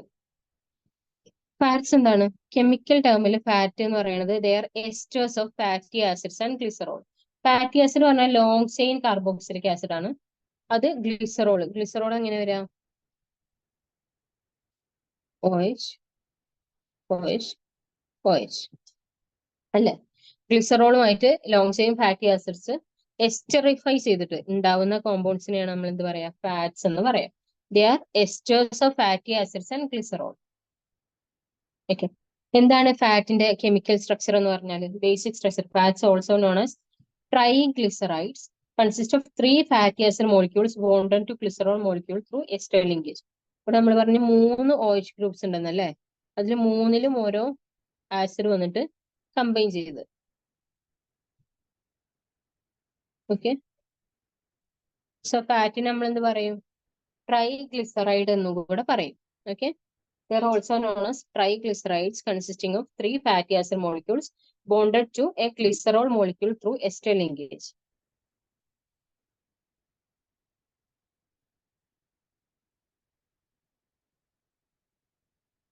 ഫാറ്റ്സ് ഉണ്ടാവുന്ന ഫാറ്റി ആസിഡിന്റെയും ഗ്ലിസറോളിന്റെയും എസ്റ്റർ ആണ് ഫാറ്റ് എന്ന് പറയും. ഫാറ്റി ആസിഡ് അപ്പം എന്താണ്, they are long hydrocarbon chains COH group at 1 end എന്ന് വെച്ചാൽ ലോങ് കാർബോക്സിലിക് ആസിഡ്സിനെയാണ് നമ്മൾ എന്ത് പറയാം, ഫാറ്റി ആസിഡ്സ് എന്ന് പറയാം.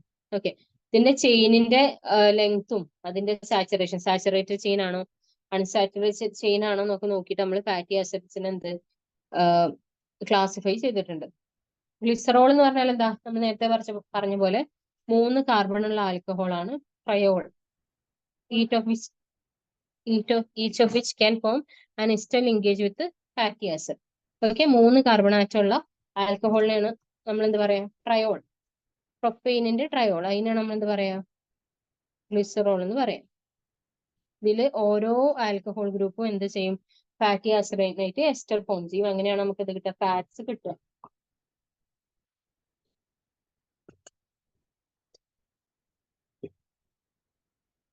ഇനി next classification of fats. Fats എങ്ങനെയൊക്കെ ക്ലാസിഫൈ ചെയ്തിരിക്കുന്നു നോക്കാം. നമ്മൾ പറഞ്ഞു ഫാറ്റി ആസിഡ്സ് സാച്ചുറേറ്റഡ് ആവും, അൺസാച്ചുറേറ്റഡ് ആവും.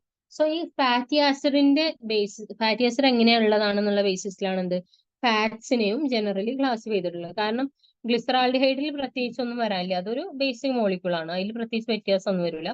പക്ഷെ അതിൽ അറ്റാച്ച് ചെയ്യുന്ന എന്ത് COH ഫാറ്റി ആസിഡ് സാച്ചുറേറ്റഡ് ആണോ അതോ അൺസാച്ചുറേറ്റഡ് ആണോ, അതിൽ എത്ര ഡബിൾ ബോണ്ട് ഉള്ളതിനനുസരിച്ച് നമ്മൾ ഫാറ്റ്സിനെയും ക്ലാസിഫൈ ചെയ്തിട്ടുണ്ട്. എങ്ങനെ?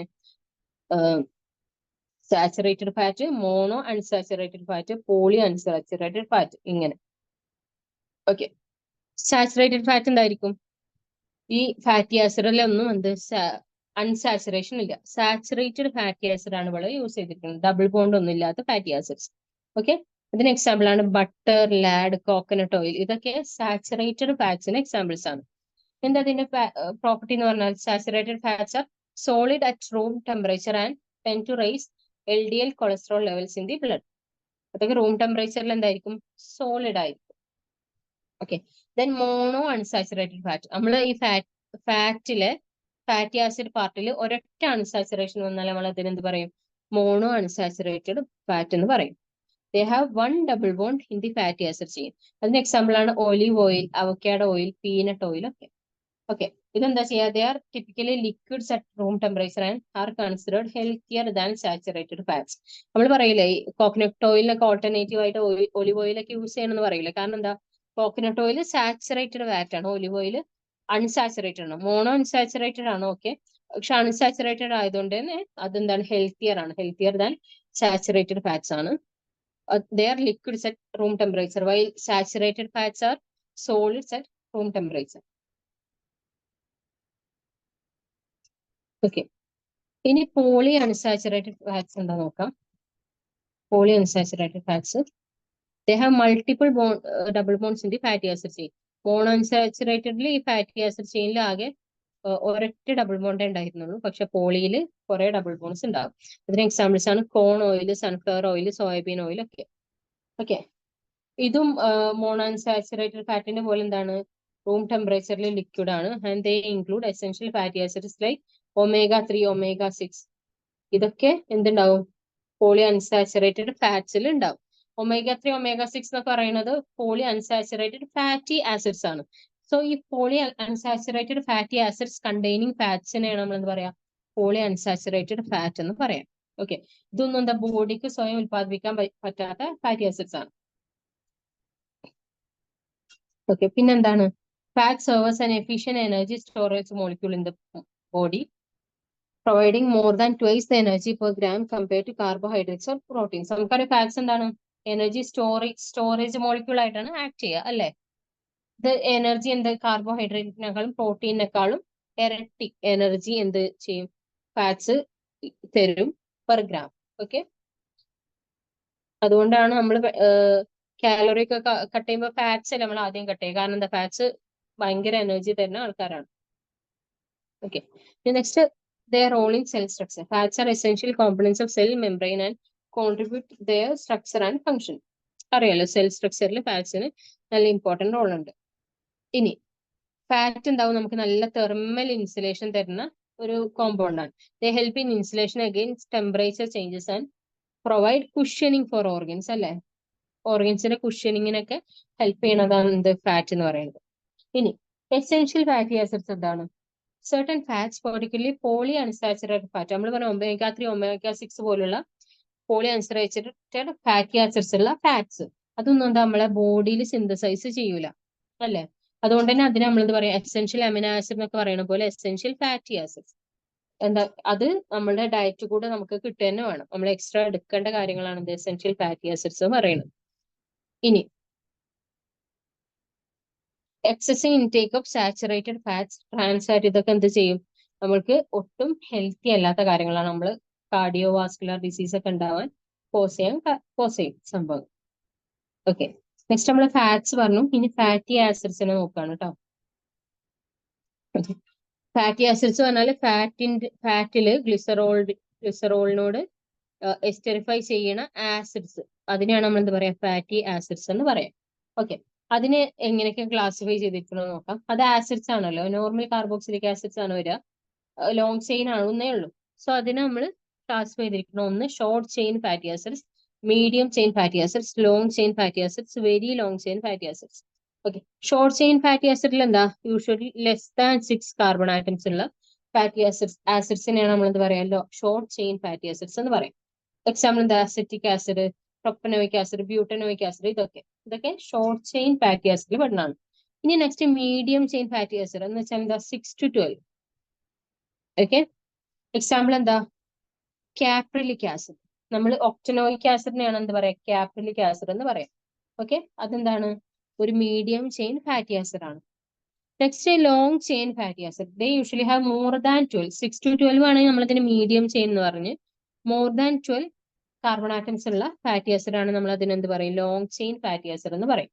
എക്സാമ്പിൾ എന്താണ്, palmitic acid. More than 12, greater than 12 ആണെങ്കിൽ എന്താ അതിന് പറയാം,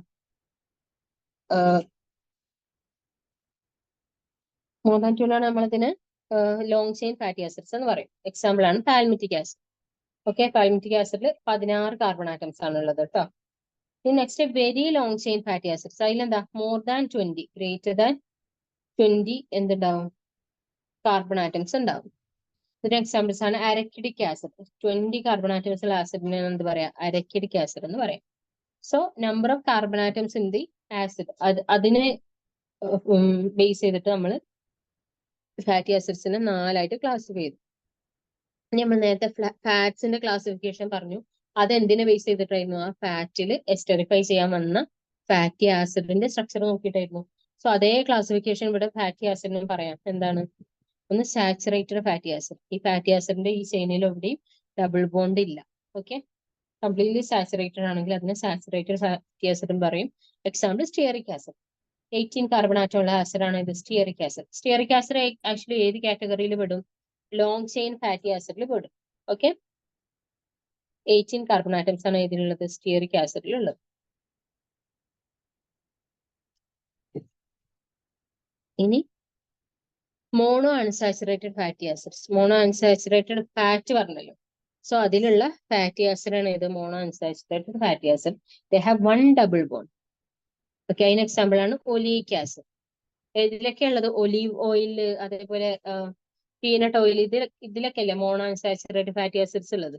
അതിന്റെ ഒരു എക്സാമ്പിൾ ആണ് ഒലീക് ആസിഡ്. ഒലീക് ആസിഡിന് 18 കാർബൺസ് ആണുള്ളത്, പക്ഷെ അതിന്റെ C9 18th കാർബണിൽ എന്താണ്, ഒരു ഡബിൾ ബോണ്ട് ആണ് ഉള്ളത്. 18 കാർബൺ ആറ്റുള്ള ഡബിൾ ബോണ്ട് ഇല്ലാത്ത കോമ്പൗണ്ട് ഏതാണ്, നമ്മൾ നേരത്തെ നോക്കിയില്ലേ, നോക്കാം. 18 കാർബൺ ആറ്റുള്ള ഡബിൾ ബോണ്ട് ഇല്ലാത്ത കോമ്പൗണ്ട് ആണ് സ്റ്റിയറിക് ആസിഡ്.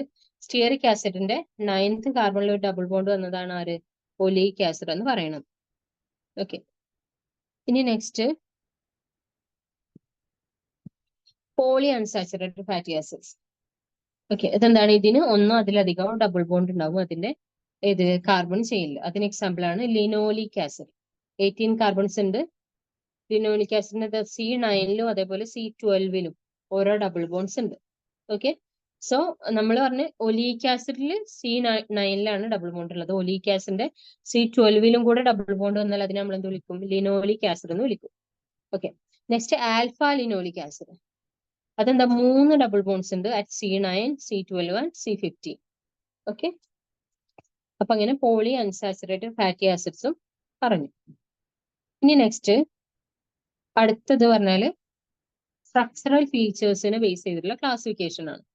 അതിൽ ഫസ്റ്റ് ആണ് omega fatty acids. They are classified based on the position of the first double bond from methyl end of molecule. മോളിക്യൂളിന്റെ CH3 എൻഡിന്ന് ആദ്യത്തെ ഡബിൾ ബോണ്ട് ഏത് ഡിസ്റ്റൻസിലാണ് വരുന്നത് എന്നുള്ളതിനെ ബേസ് ചെയ്ത് classification ആണ് പറയുന്നത്. ഓക്കെ, ഒമേഗ ഫാറ്റി ആസിഡ്സിൽ omega-3 fatty acid എന്ന് പറഞ്ഞാൽ എന്താണ്, first double bond is between the third and fourth carbons of the methyl end. ഈ മീഥൈൽ എൻഡ് നോക്കുമ്പോൾ ഇവിടെ COH ഉണ്ടാവും, ഇപ്പുറത്തെ ഒരു CH3 ഉണ്ടാവില്ലേ ഫാറ്റി ആസിഡിൽ. ഈ CH3 എൻഡ് നോക്കുമ്പോൾ 1, 2, 3 മൂന്നാമത്തെ കാർബണിലാണ് ആദ്യത്തെ ഡബിൾ ബോണ്ട് വരുന്നതെങ്കിൽ അതിന് നമ്മൾ omega-3 ഫാറ്റി ആസിഡ് എന്ന് പറയും. ഓക്കെ, മൂന്നാമത്തെ കാർബണും നാലാമത്തെ കാർബണും ഇടയിലാണ് വരുന്നതെങ്കിൽ അതിന്റെ ഒരു എക്സാമ്പിൾ ആണ് എന്ത്? Alpha linoleic acid. Alpha linoleic acid നമ്മൾ മുന്നേ പറഞ്ഞു. Then omega-6 fatty acid. The first double bond is between the 6th and 7th carbons from the methyl end. ഇതാണ് എന്ത്? Linoleic acid. ഓക്കെ, ഇത് രണ്ടും നമ്മൾ ഇവിടെ മേലെ പറഞ്ഞതാണ്. ലിനോലിക് ആസിഡിന് എന്തായിരുന്നു? 18 കാർബൺസ് ഉണ്ട്. അതിന്റെ ഡബിൾ ബോൺസ് C9ലും C12ലാണ് വരിക. പക്ഷെ ഇവിടുത്തെ നമ്മൾ ഡബിൾ ബോണ്ട് കൗണ്ട് ചെയ്യുന്നത് എവിടുന്നാണ്? COH ഗ്രൂപ്പിന്റെ അവിടുന്നാണ് അല്ലെ? സി ഇങ്ങനെ 1 2 3 ഈ ഡയറക്ഷനിൽ വന്നിട്ട് എത്രാമത്തെ കാർബണിലാണ് ഡബിൾ ബോണ്ട് വരുന്നതെന്നാണ് നമ്മൾ ഇവിടെ പറഞ്ഞത്. പക്ഷെ അത് തന്നെ ഈ ഇപ്പുറത്തെ ടെർമിനൽ CH3 ടെർമിനലിന് കൗണ്ട് ചെയ്താലാണ് നമുക്ക് എന്ത് വരിക? ഒമേഗ നോമൻക്ലേച്ചർ കിട്ടുക. 1 2 3 ഇങ്ങനെ ഈ ഡയറക്ഷനിൽ നമ്പർ ചെയ്തിട്ട് ഡബിൾ ബോണ്ട് പൊസിഷൻ നോക്കുമ്പോഴാണ് നമുക്ക് എന്ത് കിട്ടുക? ഒമേഗ നോമൻക്ലേച്ചർ കിട്ടുക. സോ ഈ ലിനോലിക് ആസിഡ് നമുക്ക് എന്ത് പറയാം? omega-6 ഫാറ്റി ആസിഡ് എന്ന് പറയും. അതേപോലെ ആൽഫ ലിനോലിനിക് ആസിഡ് നമുക്ക് എന്ത് പറയാം? omega-3 ഫാറ്റി ആസിഡ് എന്ന് പറയും. എന്താണ് ഉദ്ദേശിക്കുന്നത് omega-6 എന്നുള്ള നെയിം കൊണ്ട്? അതിന്റെ CH3 എൻഡിന്ന് 6ാമത്തെ കാർബൺ കഴിഞ്ഞാണ് ഡബിൾ ബോണ്ട് വരുന്നത്. omega-3 ആണെങ്കിൽ അതിന്റെ CH3 എൻഡിന്ന് 3ാമത്തെയും 4ാമത്തെയും കാർബണിന്റെ ഇടയിലാണ് ഡബിൾ ബോണ്ട് വരുന്നത്.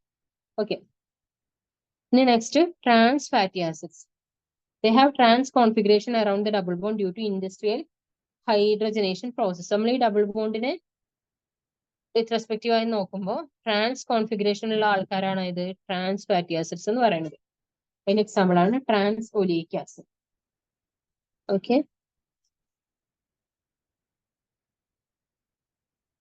അപ്പൊ നമ്മൾ ബയോമോളിക്യൂൾസ് എന്നുള്ള ചാപ്റ്റർ കംപ്ലീറ്റ് ചെയ്തു. നമ്മൾ കാർബോഹൈഡ്രേറ്റ്സ് പറഞ്ഞു, അമിനോ ആസിഡ്സ് പറഞ്ഞു, ന്യൂക്ലിക് ആസിഡ്സ് പറഞ്ഞു, ഫാറ്റ്സും പറഞ്ഞു.